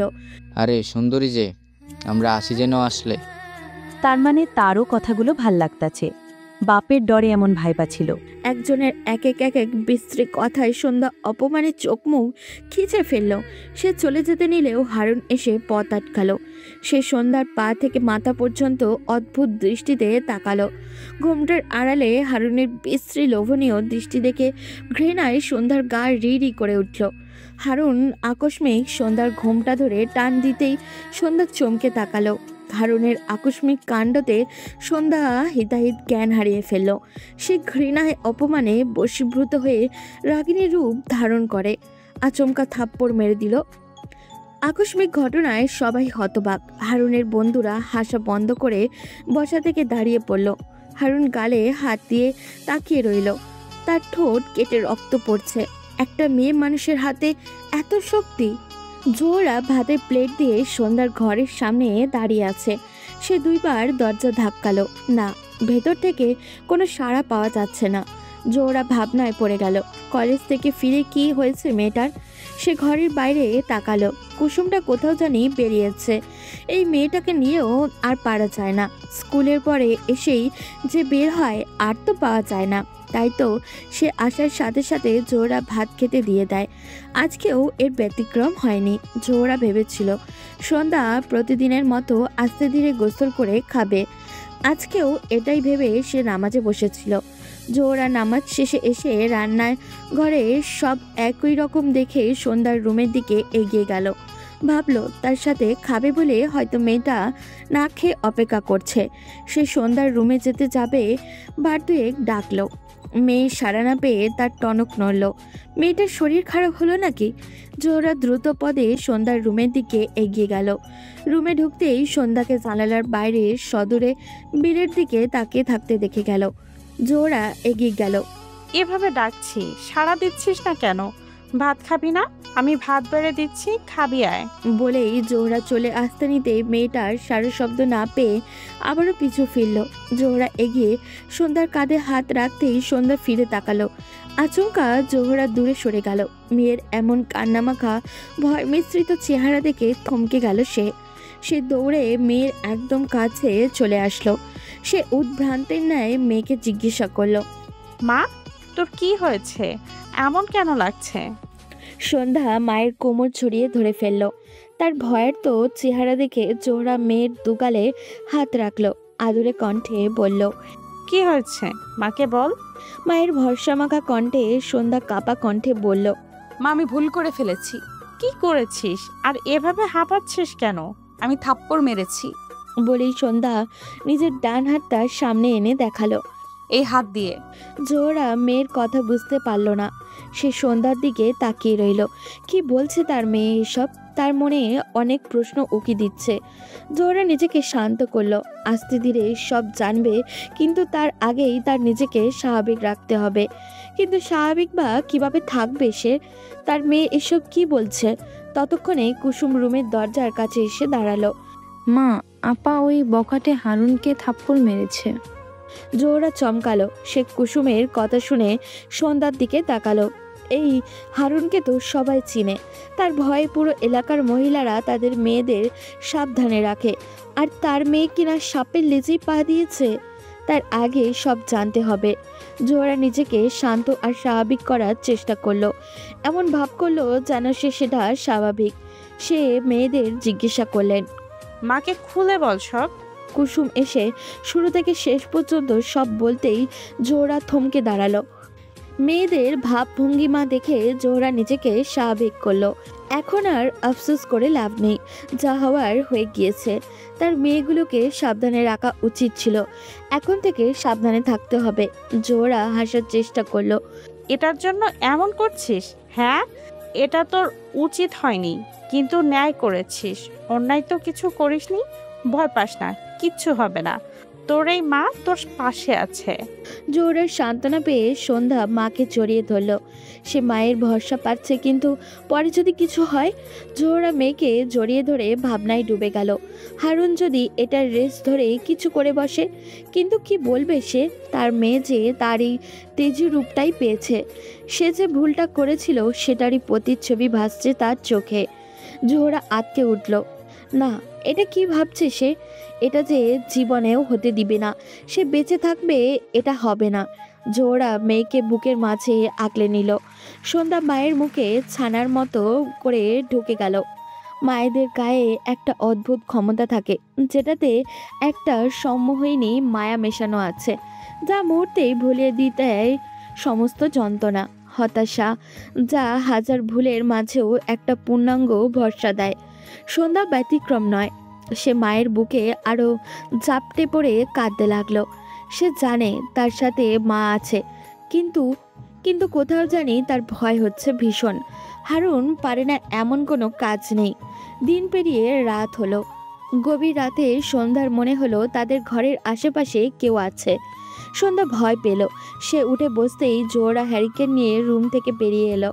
অন্য দিনের তুলনায় আজ জোহরার কান বেশি সজাগ হয়ে উঠেছে। সে বড় করে শব্দ করে ডাক দিল। কে ওখানে? জোহরার শব্দ পেয়ে ধূপ ধূপ শব্দ শোনা গেল। মনে হলো কেউ দৌড়ে পালাচ্ছে। জোহরা সন্ধ্যার মাথায় হাত বুলিয়ে ভরসা দিল। শুয়ে পড় মা। জোহরা নিজের জায়গায় শুয়ে পড়তেই সন্ধ্যা উঠে হ্যারিকেনের দিকে এক দৃষ্টিতে তাকিয়ে রইল। তার এই ব্যাপারটা কি আর কাউকে বলা উচিত? আর কেউ বলতেই সন্ধ্যার মুহিবের কথা মনে পড়ল। কেননা মুহিবকে দেখতে এলাকার বড় ঘরেরই মনে হয়েছিল। মুহিব তাকে একটা চিঠি দিয়েছিল যাওয়ার আগে। সে চিঠিতে তার শহরের পোস্ট অফিসে ঠিকানা দেওয়া আছে। সে কি ব্যাপারটা মুহিবকে বলবে? তার কি তাকে অবগত করা উচিত সে যে কাউকে থাপ্পড় দিয়ে মেরেছে? সন্ধ্যা তড়িঘড়ি করে উঠে দাঁড়ালো। সে ব্যাগ থেকে মুহিবের শেষবার দেওয়া চিঠিটা নিয়ে বুকে আঁকলে নিল। হাতে কলম দিয়ে লিখতে গিয়েও সে লিখল না। থাক, পরীক্ষার মাঝে আবার মুহিব চিন্তা করবে। আজ কুসুমের পরীক্ষা শুরু। জোহরা সন্ধ্যাকে কলেজে যেতে দেয়নি। সন্ধ্যা নিজেও যাবে না। স্কুল বেশি দূরে নয়, এই এলাকার পথ দিয়ে কিছু দূর হাঁটলেই স্কুল, কিন্তু বিলের আইল ধরে হাঁটলে একদমই কাছে। জোহরা কুসুমকে স্কুলে পাঠিয়ে দিয়েছে। সে চায় না বাড়িতে সন্ধ্যা একা থাকুক। দুপুরের আজান পড়ে গেছে সেই অনেকক্ষণই যাবৎ, কিন্তু কুসুমের আসার সারা শব্দ নেই। জোহরা আশেপাশে খুঁজল, তবে কুসুমের খোঁজ পেল না। জোহরা প্রথমে ভাবল প্রতিদিন আপা থাকে তাই সরাসরি চলে আসে। আজ হয়তো বন্ধুদের সাথে খেলতে খেলতে সময় পার হয়ে যাচ্ছে। এদিকে আজই আনিস মিয়া ফিরবেন, সেজন্য ভয়টা একটু বেশি। দুপুর গড়িয়ে বিকেল হতেই জোহরা আটকে উঠল। কুসুম গেল কই? এই বাড়ি ওই বাড়ি কোথাও নেই। জোহরা হিতাহিত জ্ঞান হারিয়ে সন্ধ্যাকে পাঠালো স্কুলের দিকে, আর জোহরা গেল দূরের এলাকাতে কুসুমের খোঁজ নিতে। সন্ধ্যা বোনের জন্য উদ্ভ্রান্ত হয়ে গেল। সে ঘোমটা টেনে বটতলার দিকে যেতেই হারুনের দলকে দেখে টনক নড়ল। সন্ধ্যাকে দেখে হারুন এক বিশ্রী হাসি দিল, যেন মনে হচ্ছে সন্ধ্যা আসবে এটা সে জানতো। সন্ধ্যার মনে ভয় চেপে ধরল। সে ভীতু চোখে আশেপাশে তাকালো। সন্ধ্যা ঘনিয়ে আসতে রাস্তার আর মানুষ নেই। সন্ধ্যা নিজেকে স্বাভাবিক রাখার চেষ্টা করলো। তার বুক ধরফর করছে। সে পিছু ফিরে আসতে নিতেই হারুন বসা থেকে লাফ দিয়ে সামনে এসে তার পথ আটকে ফেলল। সন্ধ্যা ভিতরে ভিতরে নিজেকে প্রস্তুত করলো। হাল ছেড়ে দিলে হবে না, তার যেভাবেই হোক পালাতে হবে। সে হারুনকে ডিঙিয়ে দৌড়ে আসতে নিতেই হোঁচট খেয়ে পড়ে গেল। পা জ্বলছে খুব। সন্ধ্যা উঠে বসার চেষ্টা করলো। সে দাঁড়ানো হারুনের দিকে তাকাতেই বুঝতে পারল হারুন তার পা দিয়ে সন্ধ্যাকে ইচ্ছাকৃতভাবে ফেলেছে। হারুনকে তার পাশে বসে দেখে সন্ধ্যা বসা অবস্থায় পিছনে হেলিয়ে পড়ল। হারুন সন্ধ্যার সামনাসামনি বসে তার ঘোমটা টেনে ফেলে দিল। সন্ধ্যার চোখ বন্ধ করে ফেলল। তার শেষ রক্ষা কি আর হলো না? জোহরা বারান্দায় মাথায় হাত দিয়ে শূন্য দৃষ্টিতে বসে আছে। কুসুম ফিরে এসেছে অনেক আগেই, কিন্তু সন্ধ্যা আর ফিরে আসেনি। তিনি কি করবেন ভেবে পারলেন না।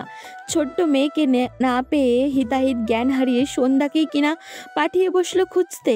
এই ভুল সে কিভাবে করতে পারল? জোহরা এগিয়ে গিয়ে কুসুমকে মারতে নিল, কিন্তু হাত তুলতে মারতে পারল না। সে মেঝেতে বসে পড়ে দুহাত দিয়ে মুখ চেপে ধরে ডুকরে কেঁদে উঠল। কুসুম ভয়ে পর্দার আড়ালে গিয়ে কাঁপছে। তার জন্যই এত কিছু হবে সে সেটা ভাবতে পারেনি। লিনাই তো তাকে খেলতে দিয়ে পথ আটকে রেখেছিল। সে কি জানতো এত কিছু হবে? এখন আপাটা ভালোই ফিরে আসলেই হলো। আপার জন্য তার নিজেরও ভয় লাগছে। আনিস মিয়া দৌড়ে এলো। তিনি শহর থেকে মাত্রই ফিরছেন। বাস থেকে নেমে গ্রামের রাস্তা ধরতেই একজনের কাছ থেকে নিজের ঘরের এমন খবর পেয়ে তিনি দৌড় লাগালো। বয়সের ভারে এখন আর এত দৌড়াতে পারেন না, কিন্তু ঘরের এমন খবর কেউই বা চুপচাপ শুনবে? তিনি স্ত্রীর পাশে বসে হাঁপাতে লাগলেন। স্ত্রীর দিকে তাকিয়ে আনিস মিয়া চমকালেন।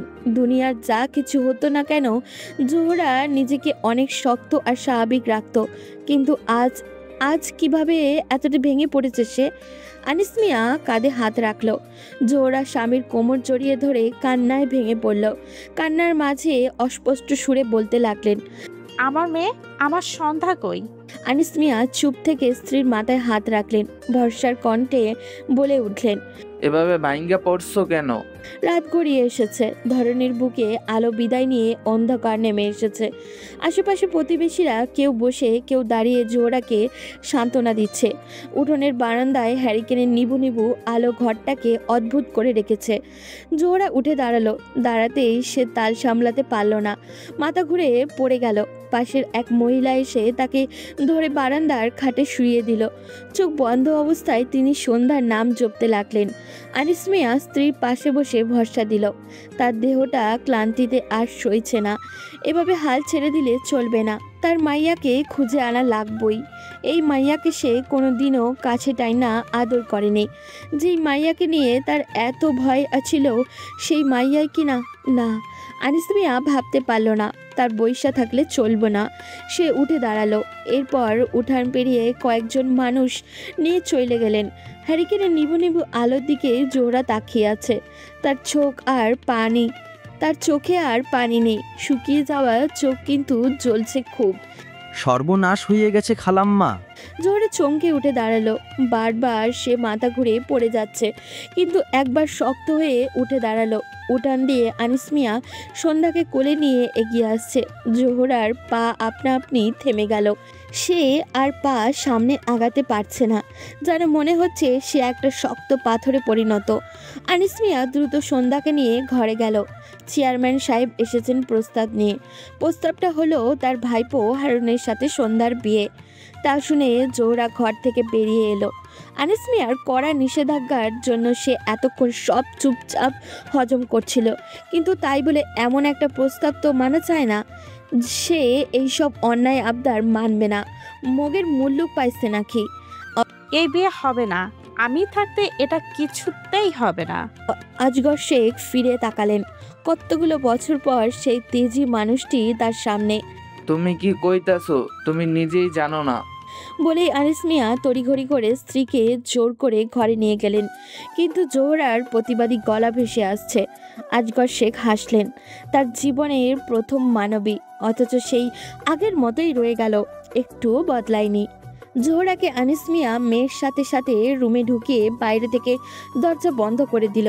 দিন পেরিয়ে বিকেল গড়িয়ে এলো, সন্ধ্যা নামবে বলে। জোহরা উঠানের দিকে দৃষ্টি দিল। চেয়ারম্যান সাহেব যাওয়ার পরে আনিস মিয়ার সাথে তার কথা কাটাকাটি হয়েছে। তিনি যাওয়ার সময় বলে গিয়েছেন এই বিয়ে সে দিবেই, চেয়ারম্যানের কথা সে ফেলবে না। সে যে তখন বের হলো, এখনো ফিরল না। জোহরা আর মাথা ঘামালো না, সে মেয়ের রুমের দিকে এগিয়ে গেল। সন্ধ্যা গায়ে চাদর মুড়িয়ে খাটে হেলান দিয়ে বাইরে তাকিয়ে আছে। সন্ধ্যা এখনো সময়টা কাটিয়ে উঠতে পারেনি। জোহরার খারাপ লাগলো। তার এমন চঞ্চল মেয়েটা এমন নিথর বানিয়ে দিল কে সে এখনো জানে না। একদিন না পেরোতেই আনিস মিয়া এভাবে মেয়ের বিয়ের জন্য উঠে পড়ে লেগেছে। তার জোহরার সহ্য হচ্ছে না। আনিস মিয়ার মতে সেদিন কিছু হতে পারেনি, কেননা ওই ঝোপঝাড়ে ভাঙা ঘরটাতে চাচানোর আওয়াজ শুনে তার সেখানে গিয়েছিল। তখনই অনেক লোকের পালানোর শব্দ হয়েছিল। আনিস মিয়ার মতে সর্বনাশ না হলেও মেয়ের বদনাম তো হয়ে গিয়েছে, তাই তিনি চান তড়িঘড়ি করে মেয়ের বিয়ে দিতে। কিন্তু জোহরা মানতে নারাজ। আনিস মিয়ার কথা অনুযায়ী এমন বদনামওয়ালা মেয়েকে কেউ বিয়ে করবে না, তাই যেই পাত্রই হোক না কেন বিয়ে পড়িয়ে দিলেই সম্মান বাঁচবে। কিন্তু জোহরা তা মানতে পারছে না। তার মেয়ে কি ফেলনা নাকি? তার উপরে ওই বকাটে হারুনের সাথেই বিয়ে। জোহরা আন্দাজ করেছে সন্ধ্যার এইসবের জন্য হারুনই দায়ী। যদি এমনটাই হয় তবে সে ওই ছেলেকে ছাড়বে না কিছুতেই। সন্ধ্যা বাইরে তাকিয়ে আছে। জোহরা আস্তে করে মেয়ের দিকে এগিয়ে গেলেন। তিনি মেয়ের কাঁধে হাত রাখলেন। সন্ধ্যা ফিরে তাকালো না। মা, কিছু তো হয়নি, তুই এভাবে ভেঙে পড়িস না মা। মায়ের কথায় সন্ধ্যা নিশ্চুপ রইল। তা দেখে জোহরার মনে আরো অপরাধ বোধ জেগে উঠল। সে মেয়ের দিকে তাকিয়ে কথা বলতে পারছে না। তার নিজের ভুলের জন্য মেয়ের জীবন নাশ হতে যাচ্ছিল। জোহরা এসে মেয়ের পাশে বসলেন। সন্ধ্যা মায়ের দিকে ফিরে তাকিয়ে চুপচাপ জড়িয়ে ধরল। জোহরা মেয়ের মাথায় হাত বুলালেন। কাল বাদে পরশু মেয়েটার বিয়ে, তাও বা সেই হারুনের সাথেই। এটা কিছুতেই সে মেনে নিতে পারছে না। তার তার ফুলের মতো মেয়ের সাথে এমন একটা ছেলের বিয়ে, কিন্তু আনিস মিয়া তার কথায় অনড়। চেয়ারম্যান সাহেব স্বয়ং এই বিয়েতে প্রস্তাব নিয়ে এসেছে, তাতে তিনি দ্বিরুক্তি করবেন না। তার উপরে এমন বদনামওয়ালা মেয়েকে বিয়ে করতে চাইছে, এটাই তো অনেক। গভীর রাত, চারিদিকে ঝিঝি পোকার ডাক। ঝিঝি পোকাগুলি মাঝে মাঝে দিক বেদিক ছুটে আধারের মাঝে হলদে জলকানি দিচ্ছে।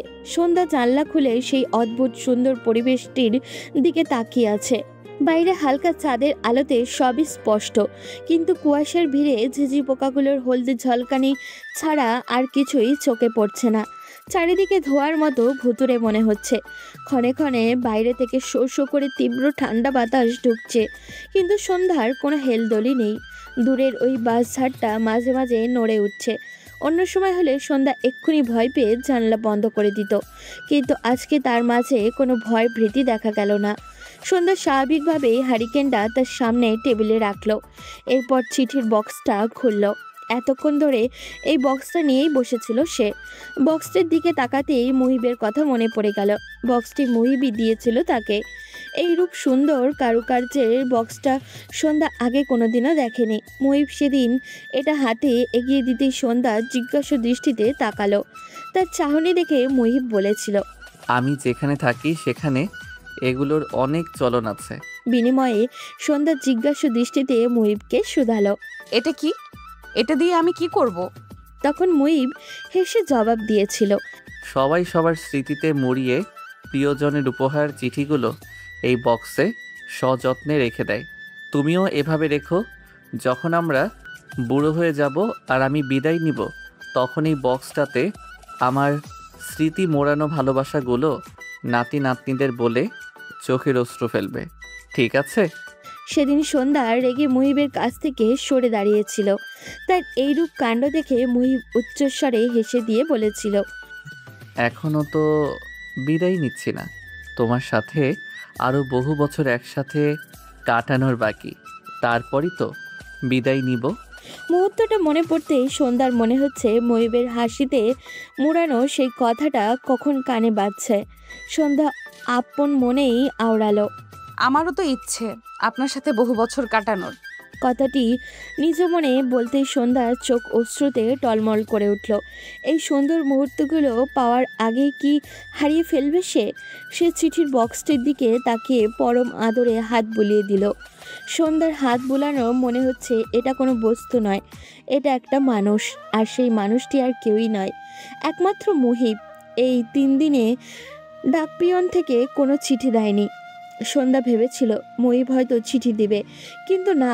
সন্ধ্যার খারাপ লাগলো এই ভেবে যে মুহিব কি তাকে শহরে গিয়ে তাকে ভুলে গেল। এমন ভাবনা আসতেই পর মুহূর্তে সে নিজেকে নিজে বকলো। মুহিব কেন তাকে ভুলে যাবে? মুহিবের যে পরীক্ষা, হয়তো এই জন্যই চিন্তায় আর মনে পড়েনি। সে চিঠিগুলোর বক্স থেকে মুহিবের আগের দেওয়া চিঠিগুলো খুলে দেখতে লাগলো। এই চিঠিগুলো মুহিবের ঘ্রাণ পায় সন্ধ্যা। সে চিঠিগুলো বুকের মধ্যে রেখে চোখ বন্ধ করে ফেলল। মুহিব কি জানে তার জীবনে যে সম্পূর্ণরূপে বদলে যাচ্ছে? সন্ধ্যার চোখ গড়িয়ে অশ্রু পড়ল।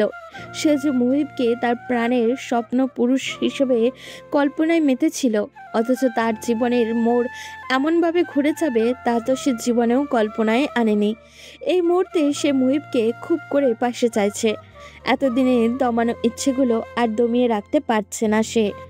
ইচ্ছে করছে ছুটে মুহিবের কাছে গিয়ে বলতে, আমি আর পারছি না, আমার আপনাকে দরকার ভীষণ করে। কিন্তু আফসোস, এখন আর মুহিব সেইভাবে তার পাশে নেই। চাইলেও ইচ্ছেগুলোকে পূর্ণতা পাবে না। জোর আর শব্দহীন পায়ে মেয়ের পিছনে এসে দাঁড়ালো। তার নিজেকে অপরাধ বোধে কুড়ে কুড়ে খাচ্ছে। তাই তো সে ঘুম না আসায় এপাশ ওপাশ করতে গিয়েও বেড়ার ফাঁকে পাশে মেয়েদের রুমের মিটমিটে আলো দেখে সে এসেছে। এত রাতে মেয়েকে এভাবে বসে থাকতে দেখে জোহরার মনে আরও তীব্রভাবে অনুশোচনা ঘিরে ধরল। সে খোলা জানলার দিকে একবার তাকিয়ে মেয়ের দিকে তাকালো। তার দৃষ্টি পড়ল মেয়ের অশ্রুমিশ্রিত চেহারাটির দিকে। জোহরা মেয়ের কাঁধে হাত দিতে চাইলেও হাত গুটিয়ে নিল। থাক না সে একটু নিজের মতো করে। জোহরা ধীর পায়ে পিছু ফিরে চলে আসতে নিতেই সন্ধ্যা একই স্থান থেকে ডাক দিল, মা। জোহরা ফিরে তাকালো। আজ 3 দিন পর সন্ধ্যা তাকে ডাকলো, তা কথা বলল। এই 3 দিন সন্ধ্যা কোনো কথা বলেনি, সম্পূর্ণ নিশ্চুপ ছিল। জোহরা এগিয়ে আসতেই মেয়ের হাতে চিঠির বক্স থেকে মেয়ের দিকে তাকালেন। সন্ধ্যা শান্ত স্বরে বলল, বসো। জোহরা মেয়ের দিকে তাকালেন। তার মেয়ের এমন শান্ত কণ্ঠস্বর তাকে পীড়া দিচ্ছে। আমাকে বিয়ে দিয়ে দিচ্ছে বাবা? জোহরা অপরাধবোধে মাথা নিচু করে ফেলল। মা, ওই হারুনি আমাকে সর্বনাশ করতে চেয়েছিল। আমি যে করব না এই বিয়ে, খুব কি বোঝা হয়ে গিয়েছি। জোহরা থমকালো। সে মেয়ের দিকে তাকালেন। মেয়ের শান্ত অশ্রুতে টলমলে মুখখানি দেখে তার ভেতরে বুকটা ধরফর করে উঠল। কি বলছিস? হারুনি এসব? সন্ধ্যা কিছু বলল না, কিন্তু জোহরা বুঝে নিল। জোহরা মেয়েকে বুকে জড়িয়ে নিলেন। সন্ধ্যা মায়ের বুকে নিজেকে আরো গুটিয়ে চুপচাপ চোখ বন্ধ করে নিল। জোহরা মেয়েকে দুহাতে আগলে নিয়ে হ্যারিকেনের দিকে তাকিয়ে বসে রইল। বেশ কিছুক্ষণ পরে সন্ধ্যা নিজেই মাকে বলল, তুমি গিয়ে শুয়ে পড়ো। জোহরা মেয়ের দিকে তাকালেন। তুই ঘুমাবি না? হ্যাঁ। সন্ধ্যার এমন ছোট জবাব পেয়ে জোহরা উঠে দাঁড়ালো। পা বাড়াতে গিয়ে সে একবার পিছু ফিরে মেয়ের দিকে তাকালেন। এরপর চোখ মুছে রুম ত্যাগ করলেন। সন্ধ্যা একটা কাগজ এগিয়ে নিল। হ্যারিকেনের মৃদু আলোয় গুটি গুটি অক্ষরে লিখল, আপনার সন্ধ্যা ভালো নেই, আপনাকে দরকার, ভীষণ করে দরকার। ভালোবাসেন তো ফিরে এসে নিয়ে যান আমাকে। যদি এটা অকেজো আবদার, তবুও বলছি, আপনাকে খুব করে পাশে চাইছি। লেখা শেষ হতেই সেই কাগজটা সযত্নে খামিয়ে ঢুকিয়ে ফেলল। হ্যারিকেনের জ্বালানি ফুরিয়ে আসার আগ পর্যন্ত সন্ধ্যা একইভাবে খোলা জানালার ধারে বসে রইল। চোখের সামনেই আধার কাটিয়ে ভোর ফুটতে শুরু করেছে। ঠান্ডার জোরটা আরও বেড়ে গিয়েছে। সন্ধ্যার দরজা খুলে বিস্তীর্ণ উঠান পেরিয়ে সে বিলের ধারে গিয়ে দাঁড়ালো। শীতের শেষ এখন, কিন্তু শেষ দিকে যেন শীত আরও বেশি করে পড়েছে। সন্ধ্যা গায়ে ভালো মতো চাদর জড়িয়ে নিল। সে না চাইতেও তার পাশে একবার তাকালো। এই জায়গাটাতে মুহিব দাঁড়িয়ে থাকতো। আজ ভীষণ করে তার উষ্ণ পেতে ইচ্ছা করছে। সন্ধ্যা চোখ ফিরিয়ে অদূরে কুয়াশায় ঘেরা বিলগুলোর দিকে দৃষ্টি দিল। মুহিবকে মনে পড়ছে আজ ভীষণ করে। মুহিব কি তাকে এভাবে মনে করছে? কি জানি, আর কি সে এই সুন্দর মুহূর্তগুলো ফিরে পাবে? না, কিভাবেই এভাবে স্মৃতির আড়ালে ঢেকে পড়বে এইসব। সন্ধ্যা নাগাদ আনিস মিয়া ঘরে ফিরল, তবে খালি হাতে নয়, 2 হাত ভরে বাজার নিয়ে। তিনি বারান্দায় ঢুকতেই হাসি হাসি রবে হাঁক ছাড়লেন। কই রে সন্ধ্যা মা, এদিকে আয়। জোহরা চুলায় রান্না চড়াচ্ছেন। পাতিল তুলতে গিয়ে তিনি বসা অবস্থায় মাথা উঠিয়ে দেখলেন রান্নাঘরে বারান্দার সাথে হওয়াতেই এখান থেকে বারান্দার একদম সরাসরি দেখা যায়। শুধু মাঝখানে একটা খড় দিয়ে আলাদা করে দেওয়া আছে।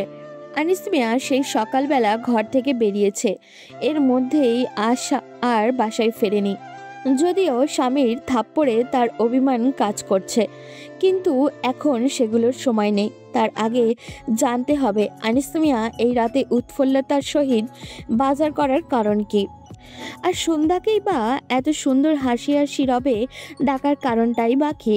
উনি তো কোনো সময় এভাবে ডাকেন না। সন্ধ্যাকে তো ভুলেও নয়, এর পিছনে নিশ্চয়ই কোনো কারণ বিদ্যমান। চুলায় থাকা পাতিলটার সবজির ঘ্রাণ জানান দিচ্ছে এই মুহূর্তে সেটি নামানো দরকার। জোহরা পাতিলটা তাড়াতাড়ি নামিয়ে অন্য আরেকটা পাতিল চুলাতে বসিয়ে দিল। এরপর উঠে দাঁড়াতেই 2 হাত আঁচলে মুছে বারান্দার দিকে এগিয়ে গেল। আনিস মিয়ার এমন উৎফুল্ল ভরা ডাক শুনে সন্ধ্যার রুম ছেড়ে বেরিয়ে এলো। মাত্রই সে মায়ের কাছ থেকে উঠে রুমে গিয়েছিল। রান্না সে করতে চেয়েছিল, কিন্তু আজকে মা কেন জানি করতে দেয়নি। তাই তো জোর করে চালটা বেছে ধুয়ে দিতে এসেছে। মা ইদানিং কেন জানি তাকে চোখে হারাচ্ছে। সন্ধ্যাকে তার বাবা এমন করে কখনো ডেকেছে তা সে মনে করার চেষ্টা করলো, কিন্তু ফলাফল শূন্য। না, তার মনে পড়ছে না। সে জানে না তার বাবা এভাবে ডাকার কারণ কি। যেটাই হোক না কেন, স্বভাবতই সে খুশিই হলো। জোহরা ভরাট মুখে আনিস মিয়ার দিকে এগিয়ে এলো। সে এসেই তার কাছ থেকে বাজারের থলে দুটো এগিয়ে নিয়ে রান্নাঘরের দিকে পা বাড়াতে বাড়াতে ভরাট কণ্ঠে জিজ্ঞাসা করলো, এই অসময়ে বাজার আনার কারণ? স্ত্রীর কথায় আনিস মিয়া খুশি খুশি রবে জবাব দিলেন, ঘরেওয়া ভাবি হইব, কয়েকজন আইয়া সন্ধ্যারে বিয়া পড়াইয়া নিয়া যাইব। জোহরার পা থেমে গেল। সে থমকানো দৃষ্টিতে পিছু ফিরে স্বামীর পানে তাকালো। কি বলছে এইসব? বিয়ে তাহলে আটকায়নি? শেষমেশ তার মেয়ের এমন জীবন হতে চলল। আনিস মিয়া হাঁক ছেড়ে সন্ধ্যাকে আরেকবার ডাকলো। সন্ধ্যা এগিয়ে আসতেই মেয়েকে বললেন, তোর পছন্দের মাছ আনছি মা, আজ ভালা মন্দ খাবি। চেয়ারম্যান সাহেবেই তো জোর করে এইসব বাজার কইরা দিল। সন্ধ্যা তার বাবা নামক মানুষটির দিকে তাকিয়ে রইল। হ্যারিকেনের মৃদু আলোতে বাবাকে আজ ভীষণ সুন্দর লাগছে। সন্ধ্যার অবচেতন মন ভাবল, এটা কি তার বাবার এমন ভালো ব্যবহারে, নাকি আসলেই তার বাবা সুন্দর? কিন্তু এই রূপ ব্যবহার করার মূলটা শুনতেই সন্ধ্যার মনে হলো পৃথিবীতে তার বাবার মতো কুৎসিত হয়তো আর কারোর বাবা নেই। সন্ধ্যা দৌড়ে রুমে চলে গেল।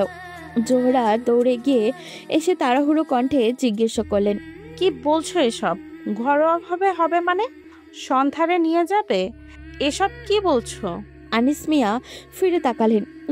হাই তো চেয়ারম্যান সাহেব তারা দিল বইলা, কালকে আসরের বাদে আংটি পরাইয়া ওরা নিতে আসবো। জোহরা দাঁড়িয়ে রইল। এসব কি বলছে আনিস মিয়া? চেয়ারম্যান তাহলে তার কথা শুনে আরো বেশি দিয়েছে? জোহরার আনিস মিয়াকে আর কিছু বলার প্রয়োজন বোধ মনে করল না। সে বুঝে গিয়েছে আনিস মিয়াকে আর কিছু বলে লাভ হবে না।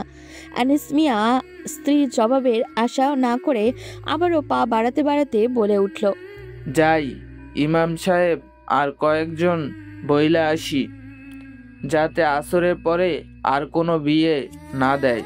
হাজার হোক চেয়ারম্যানের ভাইপো কে মাইয়া দিছি বইলা কথা। জোহরা ঠায় দাঁড়িয়ে রইল। আনিস মিয়া চোখের দৃষ্টি থেকে আড়াল হতেই জোহরা ঘরে ঢুকে সন্ধ্যার রুমের দিকে পা বাড়ালো। কুসুম ঘরের এক কোণে বসে বসে পড়ছে। মাকে এভাবে হম্বিতম্বি করে আপার রুমের দিকে যেতে দেখে সে ভাবনায় পড়ে গেল। প্রথমে আপা, এখন আবার মা। সে পুরোপুরি বুঝতে না পারলেও কিছুটা হলেও বুঝছে যে তাদের সংসার সেই সুখের সংসার আর নেই। আপা বদলে যাচ্ছে। আগের মতো আর তাকে গল্প বলে বলে ঘুম পাড়িয়ে দেয় না, এই রকম খিটখিটে মেজাজের হয়ে গেছে। তাই তো সে এখন সবসময় ভালো মেয়ে হয়ে থাকে। মা বা আপা কাউকে আগের মতো আর বিরক্ত করে না। মাগরিব হতেই পড়তে বসে যায়। কুসুম নিজের পড়ার দিকে ধ্যান দিল। জোহরা সন্ধ্যার রুমে ঢুকতেই দরজা বন্ধ করে দিল। দরজা বন্ধ করার খট করে আওয়াজ পেতেই সন্ধ্যা মায়ের দিকে ফিরে তাকালো। জোহরা প্রথমে স্বাভাবিক হওয়ার চেষ্টা করে উঁচু আওয়াজ শুধালো, হ্যাঁ রে, ঘর আধার করে আছিস কেন? হারিকেন জ্বালাবি তো? বলেই তিনি হ্যারিকেন চালিয়ে দিল। এরপর জানলা বন্ধ করে খাটে বসা মেয়ের দিকে এগিয়ে এলেন। আমি এই বিয়ে করব না মা। জোহরা মেয়ের দিকে তাকালেন। মেয়ের এমন গম্ভীর কণ্ঠস্বর শুনে তার খারাপ লাগলো। সে সন্ধ্যার দুগাল ধরে জড়িয়ে ধরে মেয়েকে ভরসা দিলেন। সন্ধ্যা মায়ের কোমর চেপে জড়িয়ে ধরে অশ্রু বিসর্জন দিচ্ছে। জোহরা নিজেও চায় না তার মেয়ের মতের বিরুদ্ধে কিছু করতে। তার উপরে এমন একটা ছেলেকে তো ভুলেও না। সে মেয়ের মাথায় হাত বোলাতে বোলাতে আচমকা বলে উঠল, আমি তোকে যা করতে বলবো করবি তো? ভয় পাবি না তো? মায়ের এমন কথায় সন্ধ্যা মাথা তুলে তাকালো। মেয়ের প্রশ্নবোধক চাহনি দেখে জোহরা হেসে আশ্বস্ত করলো, ভয় নেই, তোর ভালোর জন্যই করব, আর তুই যেটা পারবি সেটাই করতে দিব। সন্ধ্যা ফ্যাল চোখে মায়ের দিকে তাকিয়ে প্রশ্ন করলো, কি করতে হবে মা? জোহরা মেয়ের অশ্রুসিক্ত চোখের দিকে তাকালেন। তার নরম হলে চলবে না। তিনি নিজেকে যথাসম্ভবত শক্ত করে বলে উঠলেন, তুই পালিয়ে যাবি। সন্ধ্যা বিস্ফোরিত চোখে মায়ের দিকে তাকালো। কি বলছো মা এসব? জোহরা দুহাত দিয়ে মেয়ের মাথার উপরে পরম আদরে হাত বুলিয়ে বলে উঠলেন, আর কোনো কথা বা প্রশ্ন নয়, যা বলছি তাই করবি। তোর জীবন আমার মতো হতে দিব না, আর ওই বদমাইশ ছেলের কাছে তোরকে জীবনেও সঁপে দিব না। সন্ধ্যা প্রশ্নবোধক চাহনিতে তাকালো। তোমার মতো মানে? জোহরা কথা ঘুরানোর চেষ্টা করে বলে উঠল, আর প্রশ্ন নয়, আমি যা বলছি তাই করবি। এছাড়া আর কোনো উপায় নেই। এখানে থেকে তোর জীবন আমি ধ্বংস হতে দিব না, অন্তত আমি বেঁচে থাকতে না। সন্ধ্যা কান্না করে দিল। এমন বলো না মা, আমি তোমাদের ছাড়া থাকতে পারবো না। নিজেকে শক্ত কর, থাকতে তোকে হবেই। এরপর একটু থেমে আবারও বলে উঠল, তোকে ঢাকায় এক আত্মীয়ের ঠিকানা দিব। আজ রাতের বাস ধরে সোজা ওখানে চলে যাবি। আমি চিঠি লিখে দিব। যতদিন না আমি চিঠি দিব ততদিন আমার সাথে আর যোগাযোগ করার চেষ্টা করবি না মা। আমি জানি আমার মেয়ে পারবেই। বলেই আদুরেভাবে গালে দু হাত রেখে মেয়ের কপালে চুমো দিলেন। সন্ধ্যা অপলক দৃষ্টিতে মায়ের দিকে তাকিয়ে রইল। তার মা কি বলছে সেটা কি আদৌ ওনার বোধগম্য হচ্ছে? সেটা তো কোনোদিনই এই গ্রামের বাইরে পা রাখেনি। সেখানে এমন একটা সিদ্ধান্ত। সন্ধ্যা পেরিয়ে ধরণীর বুকে রাত ঘনিয়ে আসলো। 3 দিকে বিলের শুরুতেই দোচালা বাড়িটাতে চিন্তার শেষ নেই। বাড়ির কর্তা হাসি হাসি রবে উৎফুল্ল। কিভাবে মান সম্মানের সহিত মেয়েকে পার করিয়ে দিবেন সেই চিন্তা। আর বাকি 3 জন, একজন ছোট, না বুঝলেও সেও কিছুটা হলেও বুঝতে পারছে। তার উৎকণ্ঠা তার আপা যেন সুখী হয়, আবারও আগের মতো চঞ্চল হয়ে যায়। আর দুজনের চোখের খুশির রেশটুকু নেই। কখন রাত নামবে আর মেয়েটাকে সহি সালামত পার করিয়ে দিতে পারবে, এত বড় সিদ্ধান্ত তার একারই নিতে হলো। আর সন্ধ্যা সব চিন্তার চেয়ে বড় চিন্তাকে সেই আছে। তার চিন্তা সে কি আদৌ পারবে। রাত 9টা। গ্রামের রাত 9টা মানে গভীর রাত। প্রতিটা ঘরে ঘরে সবাই খেয়ে শুয়ে পড়ার উপক্রম। আস্তে আস্তে সম্পূর্ণ গ্রাম নীরব, নির্জীবতায় ঢেকে গিয়েছে। কিন্তু ঘুম বা স্বস্তি কোনোটাই নেই একটি ঘরে। গ্রামের একদম শুরুর দোচালা ঘরটাতে হ্যারিকেনের হলদে আলো দেখা যাচ্ছে। মৃদু আলো জানান দিচ্ছে হ্যারিকেনটা হয়তো ক্লান্ত। এই ঘরের মানুষগুলোরই মতোই। সন্ধ্যা শেষবারের মতো চিঠির কারুকার্যের বক্সটার উপরে হাত বুলিয়ে দিল। এরপর কালি নিয়ে আরেকটি চিঠি লিখতে বসলো। এই চিঠিতে লিখেছে কাল তার বিয়ে। সন্ধ্যা ফিরতি চিঠির আশা করল না। যেদিন অঘটনটা ঘটেছিল সেই দিনই রাতেই সে মুহিবের জন্য চিঠি দিয়েছিল। পরদিন সকালে কুসুমকে দিয়ে ডাকপিয়নের কাছে পৌঁছে দিয়েছিল। সন্ধ্যার দ্বিতীয় চিঠিটা পুরো ঘটনাটা বর্ণনা করেছিল। একটা আশায় ছিল যে মুহিব হয়তো আসতে না পারুক, একটা ফিরতি চিঠি হলেও দিবে। একটা না একটা পথ সে বের করবেই। কিন্তু না, মুহিবের কাছ থেকে কোনোরূপ চিঠি আর আসেনি। সন্ধ্যা প্রথমে ভেবেছিল চিঠি হয়তো পৌঁছায়নি, কিন্তু ডাকপিয়ন আশ্বস্ত করেছেন চিঠি মুহিবের লেখা ঠিকানাতে ঠিক মতোই পৌঁছে গিয়েছিল। হয়তো মুহিব কোনো কারণে চিঠিগুলো দেখেনি। সন্ধ্যা জানে চিঠিগুলো পড়লে মুহিব নিশ্চয়ই কোনো পথ বের করে দিত। তাহলে কি এই কঠিন পথটা তার দুজন একসাথে পার করতে পারবে না? কিন্তু এইসবের কিছুই হলো না। সন্ধ্যা চিঠিটা লিখে ক্লান্ত পরিশ্রান্তভাবে হাতে কালি নিয়ে চিঠিটার উপরে 2 হাত দিয়ে বসলো। সে চোখ বন্ধ করে নিল। কত না সুন্দরভাবে সব চলছিল, অথচ আজ সব ভিন্ন দিকে ঘুরে গিয়েছে। হয়তো সবকিছু শেষ হতে চলেছে খুব তাড়াতাড়ি। কি হতো যদি তাদের মিলনটা সুন্দরভাবেই হতো? মুহিব পরীক্ষা শেষে ফিরে আসতো। এরপর পরিবার পরিজন নিয়ে সন্ধ্যার জন্য বিয়ের প্রস্তাব নিয়ে আসতো। খুব হাসি খুশিতে তাদের সেই সুখটা ধরা দিত। কিন্তু এখন আর এটা কোনোটারই হবার নয়। সন্ধ্যা কল্পনায় আনার চেষ্টা করলো। তাদের কল্পনার সেই সুন্দর পথ চলা কি শেষ? কি হতো যদি না তাদের পথ চলাটা ভাবনার মতোই সুন্দর হতো? খুব বেশি কি চাওয়া ছিল এটা? সন্ধ্যা তার ছোট্ট মস্তিষ্ক দিয়ে হাতড়ে খোঁজার চেষ্টা করলো। না তো, খুব তো বেশি কিছু চাওয়া ছিল না।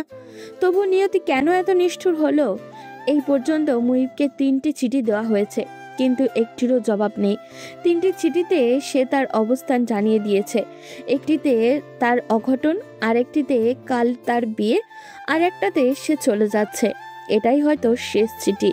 আর কোনো চিঠি সন্ধ্যার তরফ থেকে যাবে না। না, কোনো অভিমানের জন্য নয়। আজ যদি সে এখান থেকে চলে গিয়ে বেঁচে থাকতে পারে তবেই সে যোগাযোগ করবে। এই গ্রামের স্টেশনে রাত 11টায় ঢাকাগামী বাস যায়। আজ কিছুক্ষণ পরেই সন্ধ্যা রওনা দিবে। সে জানে না সে কিভাবে থাকবে, কিন্তু এটা ছাড়া আর কোনো উপায় নেই। বেশ কিছুক্ষণ পরে সন্ধ্যা ফিরে তাকালো। তার অবচেতন মন জানান দিচ্ছে কেউ একজন তার পেছনে এসে তার দিকে মায়া ভরা দৃষ্টিতে তাকিয়ে আছে। আর সেই একজনটা হয়েছে তার একমাত্র তার মা। তার পুরো পৃথিবী, তার প্রিয় একটা অংশ। এই মানুষটিকে ছাড়া সে থাকবে কিভাবে তা তার জানা নেই, কিন্তু থাকতে তো তাকে হবেই। অন্তত এই মনের বিরুদ্ধে গিয়ে অন্য একজন খারাপ মানুষের সাথে তার জীবনটা সে জড়াবে না। জোহরা এগিয়ে এসে আচমকা মেয়েকে জড়িয়ে ধরে ডোকরে উঠলেন। সন্ধ্যা বসা অবস্থায় মায়ের কোমর চেপে জড়িয়ে ধরে চোখ বুজে নিল। সে জানে না আর মায়ের এই ঘ্রাণ নিতে পারবে কিনা।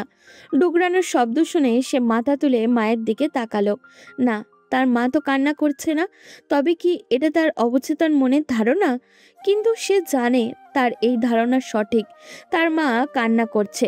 মেয়ের সামনে কান্না না করায় বৃথা চেষ্টা চালিয়ে যাচ্ছে, আর তাতে তিনি সফল হলেও সন্ধ্যা কিন্তু ঠিকই বুঝতে পেরেছে। জোহরা মেয়ের দুগালে পরম আদরে হাত রেখে মেয়ের অশ্রু মুছে দিলেন। এরপর ফিসফিস কণ্ঠে শুধালেন, একদম কান্না নয়, তুই ঢাকায় গিয়ে খুব ভালোভাবে বাঁচবি মা। তোর মামা তোকে ফিরিয়ে দিতে পারবে না। মামা তোকে খুব ভালোবাসবে, পড়াশোনা করাবেন, আগলে থাকবি ওখানে। বাবার আদর কিছুটা হলেও উপলব্ধি করতে পারবি। মানুষের মতন মানুষ হ মা। সন্ধ্যা জোহরাকে জড়িয়ে নিল। জোহরা মেয়েকে আরো চেপে জড়িয়ে নিলেন। যেন মনে হচ্ছে ছেড়ে দিলেই মেয়েটা তার কাছ থেকে অনেক দূরে চলে যাবে। সে তো চায় না এই মেয়েটা তার কাছ থেকে দূরে সরুক, কিন্তু উপায় যে আর নেই। তার মেয়ের জীবন বাঁচাতে হলে তাকে এই যে ত্যাগ করতেই হবে। তার মা মেয়ে দুজনকেই। মুহিব সামনে বই নিয়ে বসে আছে। পরপর 2টা পরীক্ষা দিয়ে সে খুবই ক্লান্ত। কালকের পরীক্ষাটাও অনেক কঠিন। সে দীর্ঘক্ষণ যাবৎ মনের সাথে যুদ্ধ করে মাত্র কয়েকটা প্রশ্নের উত্তর করতে সক্ষম হয়েছে। অথচ এর আগে এমন পরিস্থিতি তার হয়নি। আজ 3 দিন যাবৎ সে শ্বাস ফেলার সময় পায়নি। আর কালকে এমন একটা পরীক্ষা, আর সে কোনো মতে বইয়ে মন দিতে পারছে না। বারবার চোখের সামনে শুধু সন্ধ্যার চেহারাটা ভেসে উঠেছে। মুহিব ভাবনা থেকে সন্ধ্যাকে সরিয়ে বইয়ের মনে দেওয়ার চেষ্টা করলো, কিন্তু এবার সে ব্যর্থ। মুহিব মাথা চেপে বইয়ের উপরে বসে রইল। এরপর সামনের খোলা জানালার বাইরে দৃষ্টি দিয়ে আপন মনেই আওড়ালো, তুমি আমার সাথে সাথে আমার মস্তিষ্কটাকেও হাত করে ফেললে। বলেই মুচকি হাসলো। সে বইয়ে আবারও মনোযোগ দেওয়ার চেষ্টা করলো, কিন্তু একইভাবে আবারও ব্যর্থ হলো। মাথা থেকে কিছুতেই সন্ধ্যার কথা সরছেই না। আজ এমন কেন মনে হচ্ছে? সন্ধ্যা ভালো আছে তো? এই কথাটা নিজের মনে আওড়াতেই সন্ধ্যার জন্য তার খারাপ লেগে উঠল। সন্ধ্যাকে সে কথা দিয়েছিল চিঠি দেবে, কিন্তু পরীক্ষার চাপে আর দেওয়া হয়ে ওঠেনি। অথচ সে আসার সময় বলেছিল প্রতিদিন চিঠি দিবে। জানে না মেয়েটা কেমন অভিমান করে আছে। এটা ভাবতেই সন্ধ্যার অভিমানী চেহারাটা মুহিবের কল্পনায় হানা দিল। মুহিবের অনুশোচনা হলো, মেয়েটাকে যে সে বড্ড ভালোবাসে। কালই একটা চিঠি দিয়ে মন ভালো করে দিবে। মুহিব ঠিক করলো, কাল সে পোস্ট অফিসে গিয়ে সন্ধ্যা আর পরিবারের জন্য চিঠি পাঠাবে, আর চিঠি জমে থাকলেও তাও নিয়ে আসবে। কে জানে বাবা কতগুলো চিঠি দিল। মুহিব সামনের বই সরিয়ে চিঠি লিখতে বসলো। মুহিব জানে সন্ধ্যা এত সব অভিমানের মাঝে তার একটিমাত্র চিঠিতেই অভিমান ভুলে যাবে। আজগর শেখ খেয়ে উঠতেই আসমা বেগম জিজ্ঞাসা দৃষ্টিতে বলে উঠলেন, বিয়ে কি কাল? আজগর শেখ জবাব দিলেন না। আসমা বেগম কিছু মনেও করল না। তার স্বামীকে বিয়ের পর থেকেই এই রকম দেখে আসছে। স্বামীর নীরবতাকে সে ধরে নিল তার কথাই ঠিক। আসমা বেগম আবার শুধালেন, মহিবকে একবার বলা উচিত ছিল না? আজগর শেখ চেয়ার ছেড়ে রুমের দিকে পা বাড়াতে বাড়াতে জবাব দিল, পরীক্ষার মাঝে মুহিবকে বিরক্ত করা লাগবে না। একবার পরীক্ষা দিয়ে আসুক, আর এটা তো ধুমধাম করে হচ্ছে না। ঘড়ির কাঁটা নড়ে উঠতেই জোহরা পুরনো ঝুলন্ত ঘড়িটার দিকে দৃষ্টি দিল। 10টা বাজতে চলল। বাস ছাড়তে আরও 1 ঘন্টা বাকি, কিন্তু সে কোনো রকম রিস্ক নিতে চায় না। সে মেয়েকে আগে ভাগে বাসে বসিয়ে ঘরে ঢুকতে পারলেই শান্তি। জোহরা তড়িঘড়ি মেয়েকে ছেড়ে আনিস মিয়ার ঘরের দিকে উকি মেরে আসলেন। না, স্বামী তার ঘুমাচ্ছে। কুসুমও গভীর ঘুমে। সন্ধ্যা বোনের দিকে এগিয়ে গেল। এই বোনটাকে সে কোলে পিঠে করে মানুষ করেছে। বোনটাকে ছেড়ে সে কিভাবে থাকবে? এত সব ছেড়ে আদৌ পারবে তো? কুসুম তো চলতে ফিরতে আপাকে খুঁজে। আপাকে ছাড়া নিজেকে অভ্যাস করতে পারবে তো মেয়েটা? সন্ধ্যা বোনের গালে হাত বুলিয়ে দিল। শেষ কয়েকদিন ধরে মেয়েটা একদম ভালো হয়ে গিয়েছে। যেন সে সব বুঝে গিয়েছে, আপাকেও আপার মতো থাকতে দিয়েছে। সন্ধ্যা কুসুমের কপালে চরম আবেশে চুমু দিয়ে অশ্রুমাখা কণ্ঠে ফিসফিস করে বলে উঠল, তুই ভালো থাকিস বোন। জোহরা চাদরে মুখ ঢেকে মেয়েকে বোনের কাছ থেকে টেনে তুললেন। তিনি বারবার স্বামীর রুমের দিকে উকি ঝুঁকি মেরে সন্ধ্যাকে তাড়া দিলেন। ফিসফিস কণ্ঠে শুধালেন, আয় তাড়াতাড়ি, বাদ ছেড়ে যাবে। সন্ধ্যা বোনকে জড়িয়ে ধরে মায়ের দিকে তাকালো। এরপর অনুরোধের সুরে অনুনয় করে বলে উঠল, মা, আমি এই মেয়েটাকে ছাড়া কিভাবে থাকবো? ও তো আমাকে ছাড়া কিচ্ছু বলছে না। জোহরা মেয়ের দিকে তাকালেন। তিনি জানেন মেয়ের বৃথা মায়ার কথা বলছে, যেটা হবার নয়। সন্ধ্যা আরেকবার বোনের দিকে ফিরে তাকালো। ফিরে তাকাতেই দেখলো ঘুমন্ত কুসুম জেগে উঠেছে। সে চোখ মেলে আপার দিকে তাকিয়ে রইল। আপার চুমু অনুভব করেই সে জেগে উঠেছে, কিন্তু সে জেগে আপাকে কোনো প্রশ্ন করলো না। চুপচাপ আপাকে জড়িয়ে ধরে ভরসা দিল। তা দেখে সন্ধ্যা কান্নার মাঝে হেসে মায়ের দিকে তাকালো। দেখেছো মা, আমাদের কুসুম কি বুঝতার হয়ে যাচ্ছে। সন্ধ্যা শেষবারে বোনকে আগলে কপালে চুমু এঁকে দিল। এরপর একটা চিঠি বোনের হাতে গুজে দিল। কুসুমও বুঝে নিয়েছে যে ডাকপিয়ন এলে চিঠিটা ওনার হাতে দিতে হবে। এরপর মা মেয়ে দুজনেই বেরিয়ে গেল। কুসুম যতদূর মা বোনের অস্তিত্ব দেখা যায় ততদূর তাকিয়ে রইল। অন্ধকার তেমন কিছু বোঝা যাচ্ছে না, কিন্তু সে আন্দাজ তাকিয়ে রইল। এরপর চোখ মুখ ফিরতে গিয়ে চমকে গেল। আনিস মিয়া দাঁড়িয়ে আছে। আনিস মিয়া খোলা জানলার দিকে দৃষ্টি দিল। সে একবার খোলা দরজার দিকে তাকালো, আর একবার কুসুমের দিকে। তিনি অভিজ্ঞের মতো করে মৃদু আলো ঘরের চারিদিকে দৃষ্টি ঘোরালো। না, সম্পূর্ণ ঘর নীরব। তাহলে কি তার ধারণাটাই সঠিক? এই জন্যই কি জোহরা এই কয়দিন একদম চুপ ছিল? আনিস মিয়ার ঘুম ভেঙে যাওয়াতে প্রথমে রাগ হলেও এখন মনে হচ্ছে যা হয়েছে ভালোই হয়েছে। আনিস মিয়া খোলা দরজার সামনে থেকে কুসুমকে সরতে ইশারা করলো, কিন্তু কুসুম যেন ভয়ে নড়াচড়া করতে ভুলে গিয়েছে। আনিস মিয়া দ্বিতীয়বার জোরে ধমক দিয়ে সরতে বলতেই কুসুম ভয়ে কাচুমাচু ভঙ্গিতে দরজার পাশ থেকে সরে দাঁড়ালো। আজকের মতো বাবাকে তার আর ভয়ঙ্কর কোনো সময় লাগেনি, অথচ বাবা এখনো কিছুই বলেনি। তবুও তার কেন জানি ভয় ভয় লাগছে। আনিস মিয়া কুসুমের পাশ কেটে বারান্দায় গেল। না, কেউ নেই। তাইলে কি তার ধারণাই সঠিক? সে হুড়মুড়িয়ে আধারের মাঝে দ্রুত গতিতে পা বাড়ালো। বাবার এমন তাড়াহুড়ো করে হাঁটা দেখে কুসুমও বেরিয়ে এলো। তার চোখের সামনেই বাবা কয়েক সেকেন্ডের মাঝে পথের দিকে মিলিয়ে গেলেন। কুসুমের আধারের মাঝে চারিদিকে তাকালো। অন্য সময় আপা সাথে থাকলেও ভয় লাগে, অথচ আজ সে সম্পূর্ণ একা হয়েও ভয় লাগছে না। তার একটাই ভয়, বাবা যেন আপাকে ধরতে না পারে, বাস যেন ছেড়ে দেয়। সে তড়িঘড়ি ঘরে ঢুকে দেওয়ালে থাকা পুরনো ঘড়িটার দিকে দৃষ্টি দিল। মাত্র 10:30। বাস ছাড়তে এখনো আধা ঘন্টা বাকি। তবে কি আপাকে ধরে ফেলবে? কুসুমের ভয়ে হাত পা জমে গেল। সে মনে প্রাণে দোয়া করতে লাগলো।